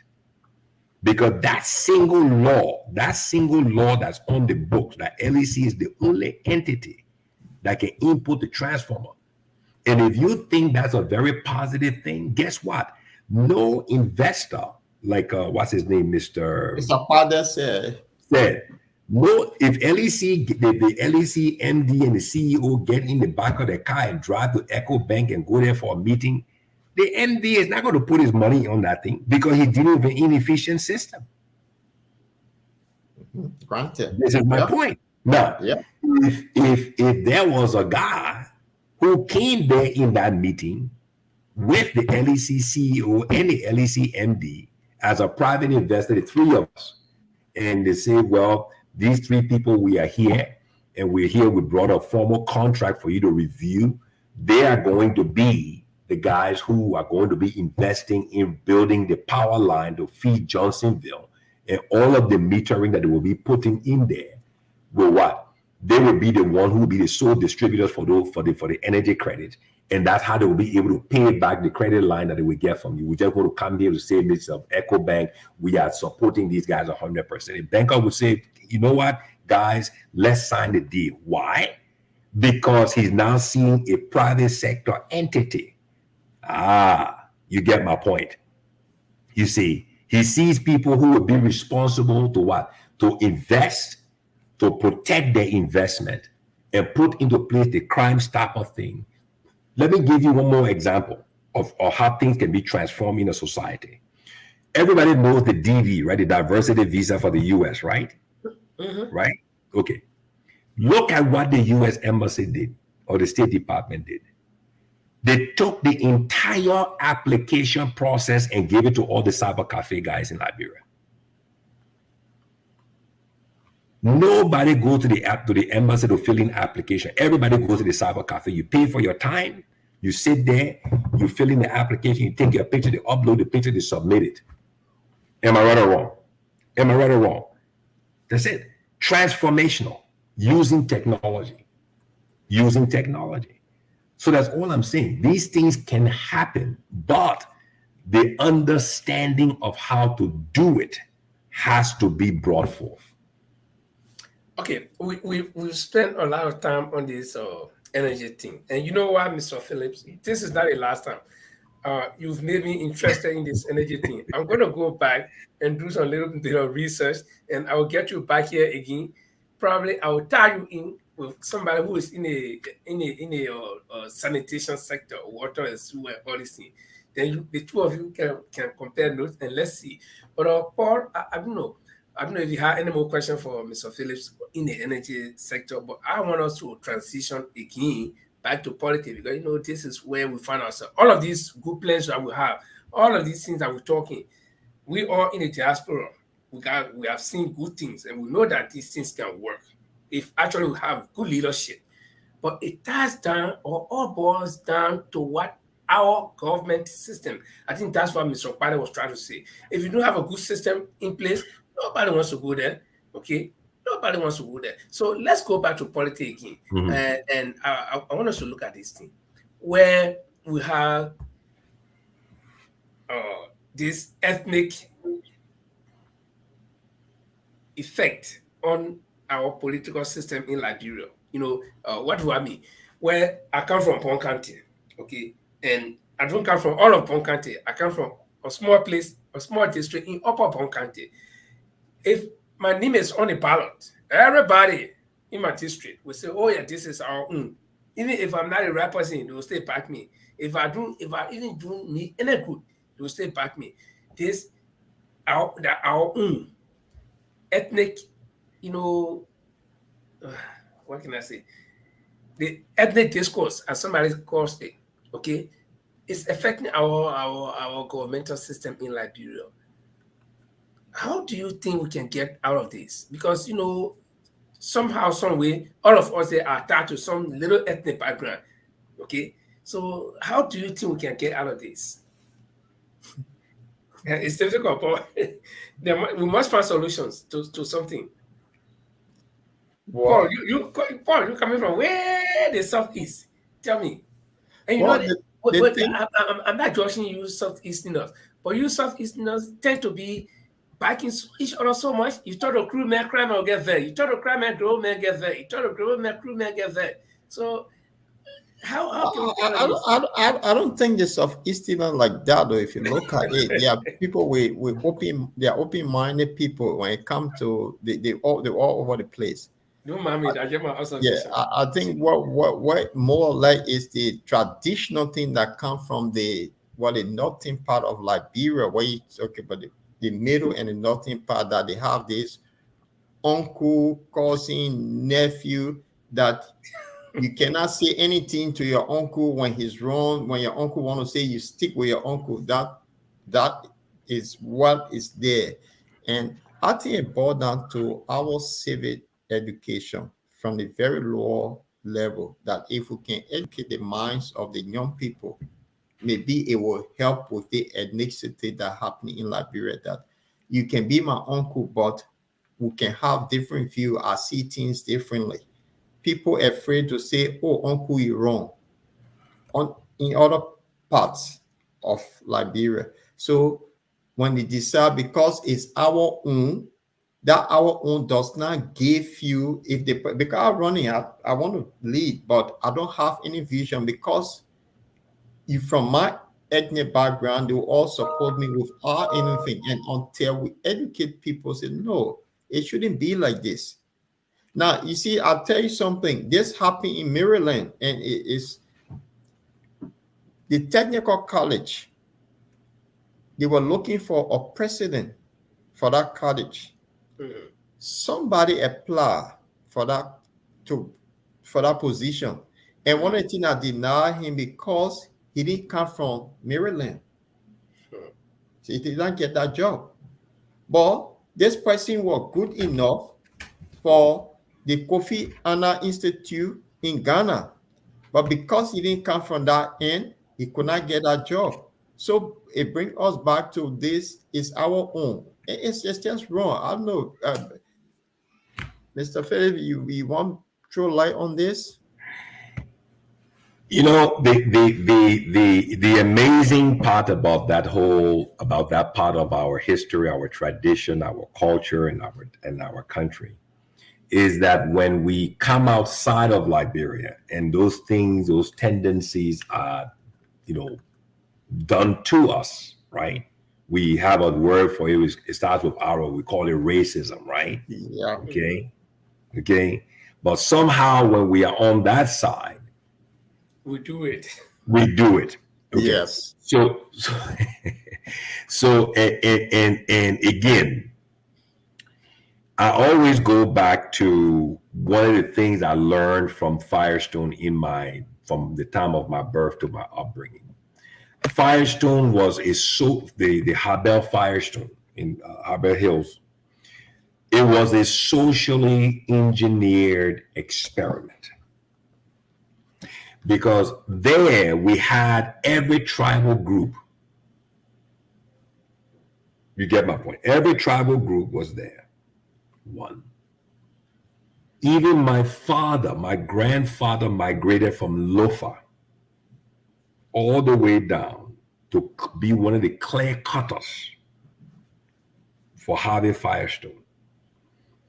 My father was born in Firestone, went to the Firestone school, graduate, and he got a Firestone scholarship, went to Cornell, graduated from Cornell on the same scholarship, and that same scholarship took him to Cuttington to do agronomy. Came back and worked for Firestone and became his father's boss. This is my point. This is my point. So it is doable, but it has to be done with a level of understanding where you are trying to what? To systematically uplift the society. You get my point? Where you start is not a guarantee of where you will end up. You get my point? You get my point? So when we do these things in the country there, and again, it goes back to the lack of opportunity. I'm just being honest. The lack of opportunity creates a lot of problems. It creates a lot of problems, a tremendous amount of problems, because people start to fight for the little bit that is there. And the extent. Now you got it. Then you have the extremists who want to what? To guarantee and assure that what they're getting should never stop. That's right. Then all of a sudden now, you introduce the next ingredient where you have false loyalties. People say we are committed to you. Why? Because you're the guy who got the bucket and dishing out the food. So we were committed to you that you must bring that bucket here every day. So it just continues to grow and grow. But by the time you introduce something where people can no longer have allegiances and they can actually wake up. Let me prove the point. Look at the Pen boys. Look at the keke riders. Look at the taxi drivers. Look at the truck drivers. Look at the market women. You don't see them begging. Am I right or wrong? You don't see them begging. Nobody wakes them up. They get up. They go out and they make it happen. And they come home, one little bit they get, they put it aside because they believe that they will get more the next day. Yep. You get, so again, so we already have the system. Think about it. 10 years ago, the motorbikes weren't there like that. Am I right or wrong? The motorbikes were not there like that. No. The motorbikes were not there like that. But that's exactly right. By the time the idea, when that thing was introduced into the society, it took off like wildfire. And look at it today. Some part of Liberia is the only mode of is the only mode of transportation. Mm-hmm. The largest number of jobs, private sector jobs, independent operators are the motorbike guys. And I'll introduce this. Why you think, if I was to ask you guys, who are the two largest banks in Liberia today? I haven't been to You Liberia got for a while. Echo Bank and GT Bank. no, the other one they call UBA. So you believe that they're the two largest banks, right? Well, I could say because what they introduced. Okay. Yeah. The two largest banks in Liberia are MTN, Lone Star, and Orange. They hold the largest amount of mobile money. You get my point now? The two largest banks in Liberia are not banks, they're telecommunications companies. But they Because control the flow. The flow of now the you cash. got it. Now you got it. Now you got it. The banks are only depositing the cash flow. You know, if you remind me of something, during the wartime where this gold money, this Turkish gold money company is now in Kokoya, is a Rama area. So we used to go there during the wartime, and I would just sit in the evening, and you will see up to, trust me, I mean, I'm talking about US dollars, right?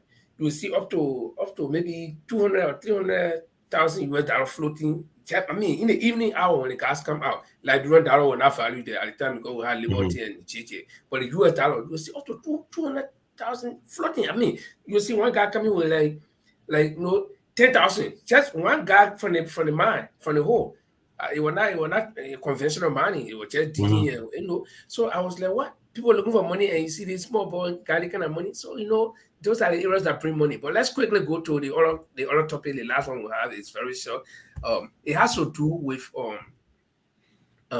this thing about the split in the opposition. That has been done ever since. We've gone a few months by. Things have happened. People have sued each other. People have bruised each other's noses, bad blood settle, and all this kind of thing. And some people are saying that a divided opposition has no chance in 2023. Does that view fall on any ears here? I mean, how do you guys look at it? People are saying that, look, you opposition, if you remain divided, you have no chance. No one party can make it. So some people are calling for reunity in the opposition. Is it true that a divided opposition will not stand? That's a very good. The thing is this, right? The thing is this. I always like analogies, because when you do analogies, it's easier for you to visualize it, right? Okay. So the three of us, or I see a fourth person here. The four of us decide that we're going to Buchanan today. The car is a 4-seater car. It has one steering wheel, and then there are 3 extra seats. So by the time we all agree to go to Buchanan, we've already agreed who will be the what? The Who will be the driver. That's exactly right. What if all 4 of us can drive? That's not the point. The point here is the 4 of us can drive. The 4 of us have driver's license, but there's only one steering wheel and there's one driver seat. You get my point? So again, and we all got, so if all 3 of us, we got our briefcases, we stand by the car and we start an argument at 9 o'clock in the morning, and it's a 2.5-hour drive to be there for the meeting with the investor who's coming to meet us in Buchanan, and we're spending time in front of your house there, Langford, arguing over who has license and who got license from the UK and from the US, and who's been driving the longest and who has the most experience. We will be late for the meeting. The point here is the 4 of us got driver licenses. There's one driver's seat, there's one steering wheel. Somebody get behind the wheel and let's drive and go. And let's discuss on what we need to do to discuss when we get to the meeting. You get my point. You get my point. So if the idea here is to lead, to govern, to build, to challenge the existing leadership in place, then figure it out who will lead, and then there can only be one president. There can only be one presidential candidate. There can only be one vice presidential candidate. And after that, the rest of the people have to fall in line and support and move forward. At the end of the day, there can only be 2 persons on the ticket. And there are just some hard truths. And sometimes we deceive ourselves into believing that we can do things, even though the realities are such that we can't do them. The famous R. Kelly song, you climb on top of Echo Bank building or the Ducal Palace, and you start playing I Believe I Can Fly. Well, that's fine. Jump off and let's see where you land. Okay? You believe you can fly. That's fine. It's a beautiful song. I believe I can fly. Okay, but don't jump off the building because you're going to die. You get my point? It's fine for you to believe you can fly. It's fine for you to believe you can win. But the realities are you cannot win. You can support the person who will ultimately win, but the realities are such, and the dynamics, the data does not support you being able to win. You get my point? And that's just some of the realities that I believe some of the candidates don't want to come to those realities. They want to continue to remain in that place, believing that they can make it. But the realities are they can't.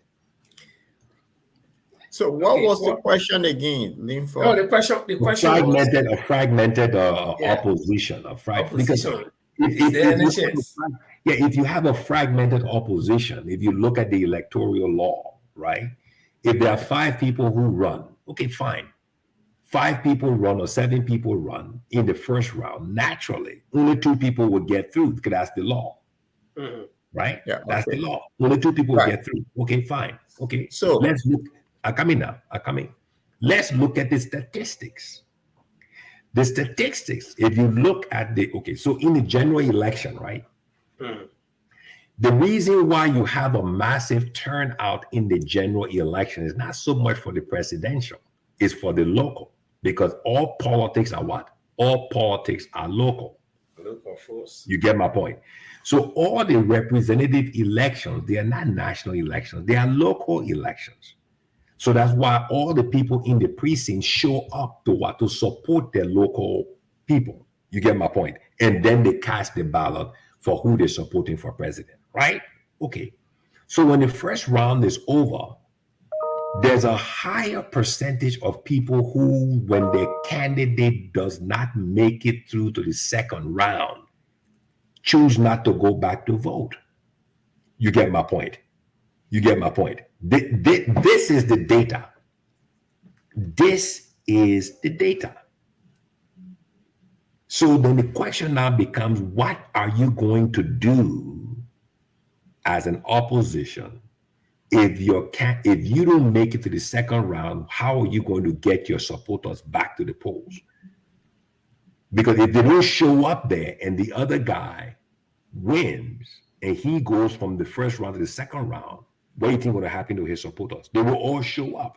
So that's why always the incumbent has a higher percentage or possibility of winning. Okay. That's the statistics. Okay. Probably Paul has. No, the thing is, I just have another take on it. And I think it's have to do with if the opposition don't come together, that the incumbents stand a chance. But I will look at it from statistics. There were 3 million Liberians did not register to vote in the last general election. 3 million. That is a huge number. So if anyone put their act together and manage to encourage or mobilize 3 million people to come out to vote, there can be a one winner. Okay, but the question is, I don't know. You seem to be going solo, but no, I'm not. It's not about solo, because that argument about when people like that, my brother made a clear point here about when you're traveling, you're 4 person with, they all can drive, but only one person will drive, which is granted. Yeah, and you will get to your destination. That means you're arguing on who's going to drive, who's going to, and that time is wasting, right? That's so it's better to agree on one person to drive while you're in the car. You can be arguing. That is that's see. So then I have the other take on it too. That what is that? They about going to the second round. Most time, because we get low turnout, that's why it's always come. We get 2 people meeting at the top. But when people decide, say enough is enough, we're all going to go and decide. Charles Taylor did it. It'll be 1 round. But it's possible. Anything is possible, right? Anything is possible. Anything is possible. But again, there are possibilities, and then there are realities that have to support the possibility. Absolutely. Very good. So even if you look at it from the perspective, and again, the incumbent always has the upper hand. Why? Because yeah, but not an incumbent that has performed dismally. We saw it in America. Donald Trump did not have upper hand. Hang on. I'm not saying who's going to win. That's not what I'm speaking no, of. I agree. Yes. Okay. I'm also citing instance. Agree. The incumbent has more fun. He has a war chest. He's got the state apparatus. He's got everything. That's exactly right. That's what I'm speaking of. That's what I'm speaking of. Yeah. Okay. So the case now, what you're talking about now is that the case has to be made to the population. You get my point. Okay. Yeah. So again, it's a business. You have to sell the idea. This is my point. So you in have short, to sell the candidate. Should the opposition conglomerate or let them go separately and sell their ideas? Again, my point is this: statistics, right? If you fragment going into the first round, yes, if you fragment going into the first round, the likelihood of your supporters returning to vote for who you support in the second round, it significantly drops. This is it's got nothing to do, that's just the record. You look at this is it. So when you understand that reality, that's why when the four people get to the car, before they get to the car, you decide when you guys are getting dressed, who's going to drive. So we don't have to waste time to decide when we get to the car. When we decide upstairs while we're getting dressed that Linford, you're going to drive, and then children play, you would drive us coming back. You get my point? Okay, Al, you pay for the gas. You get my point. And then whoever else will pay for the lunch while we're there. That's it. We decide that when we're getting dressed. So when we get downstairs, Langford, you get straight to the driver's seat, kick the car, we take off, and we go. Everybody knows what they're supposed to do in the car. Because there's a problem that because the statistics govern. I mean, that's why people talk about data, right? The data is what will tell you. It will tell you if you have a local election and you got 56 districts in Lofa County. A vast majority of people in Lofa County will come to the polls in the first round. They're not coming for the president. They're coming for the 56 precincts, the districts election, because all the people there are local. You get my point? Granted, they will come to ultimately, cast the ballot for the president. But if it is a fragmented group, ANC on one side, this one on this side, CDC on this side, and stuff like that, and only CN, CDC, and the other guy goes through, how do you get the other guys back to the polls? What's the motivation? Because the guy will always, this is my point. So it's better you do it before, so everybody knows there's not going to be a second round. Why? Because it's going to be him or this. It's easier to make the decision this or that than to say this or that or this or this. Our time is fast spent. Time is not our friend right here. When this good topic come and then time is going so fast, I wish we could just pull it back. But Mr. Philip, like I said, hello guys, I'm here. Hello. Okay, Andre, hello. We are just about to wrap up because our time is over. Andre has been actually struggling to get back, to get on here. She's been struggling and trying to put things together. But Andre, I hope you said it you remain as it is. Do not make any changes so that next week you will not have the same problem. Okay? No, I didn't make the changes for whatever reason. I didn't know why it was giving some technical problem, but I already fixed it. So that's what I'm saying. Let it just be. Just let it remain as it is. Don't touch any more button there. Okay? Yeah. But we're wrapping on now. We've been here for 2 hours, and Mr. Philly has. Yeah, that's good. Thanks to our guests. Yeah. Yeah. Okay. And Mr. Phillips, I don't know, like I said, we'll have you back here again, or I'll do some reading on the energy thing, and we'll have you back again. And besides the energy thing, we'll always have you to be part of our contributors on this show. We have Saros, we have you, we can get easily to you, and you can get to Paul, you can get Paul's contact and me and whatever. And so we can always get to you at any time you have time from your job. You can also be part of the program here to make your contribution. This is about Liberia. I mean, what you propounded tonight, that's some of the things that people want to hear. And I hope that the people who are running to be president will listen to some of these things, because where we stand now, going to elections, Liberian people are looking to choose a new leader, and that leader, much will be expected of that leader. So those who are running to be president, I hope some of these things will fall on their ears, and they can think about doing or talking to people who have ideas, because like they always say, they want all hands on deck. They want people to come back home, but we will not be coming back home and we'll have no input. We'd rather stay in our little corner and do what we're doing every morning than going somewhere where you will just be hanging in the air, your ideas, wasting and whatever. So we say thank you very much. I don't know if you have like in 30 seconds your last comment to. Well, all I want to say is thank you for the opportunity to participate and to bring forth some ideas. It is my hope that the ideas were stimulating, they were practical, and that those who are listening will say, hey, you know what? We want to go deeper into this and to expand on it. But I mean, again, I think what you guys are doing is very, very good. These are the things, I think one of the things I would advise is to start looking for more and more Liberian professionals and bring Liberian professionals in different sectors and let them bring, discussions as to how they can do it from the private sector perspective on the Liberia side. I think that's very, very important. But again, thank you so much. Thank you so much.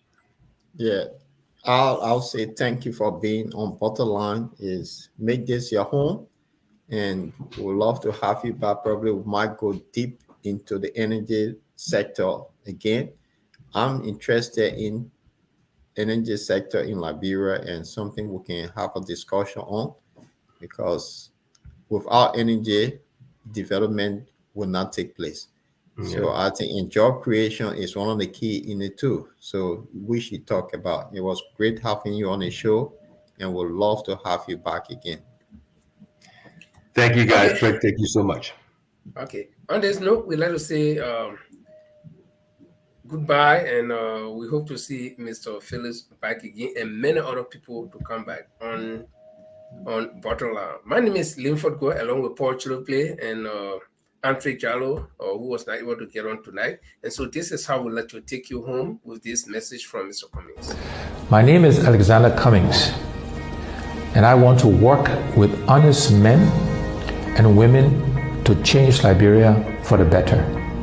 I want to open the doors of governance to all capable persons. I want to use the collective brain power of all of our men and women. I want to build a nation of self-sufficiency. I want to build an environment that thrives on and promotes a vibrant Liberian private sector. I want to ensure that we are a nation where education is key in all of our national development priorities. I want to create and nurture a development agenda that ensures our young people have jobs when they graduate from school.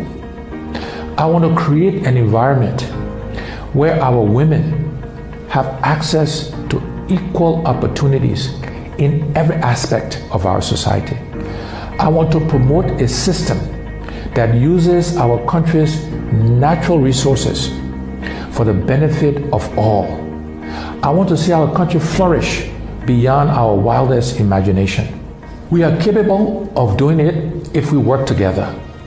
We may not all agree all of the time, but we can set aside our differences and work towards charting a new course without the infighting, backbiting, and backstabbing.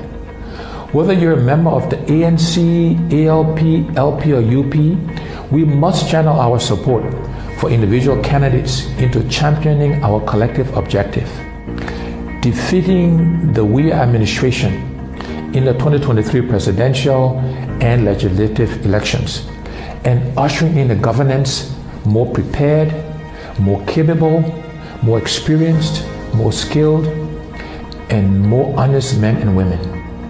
With your help, we can move Liberia to being a better country. I thank you. God bless you and God bless Liberia.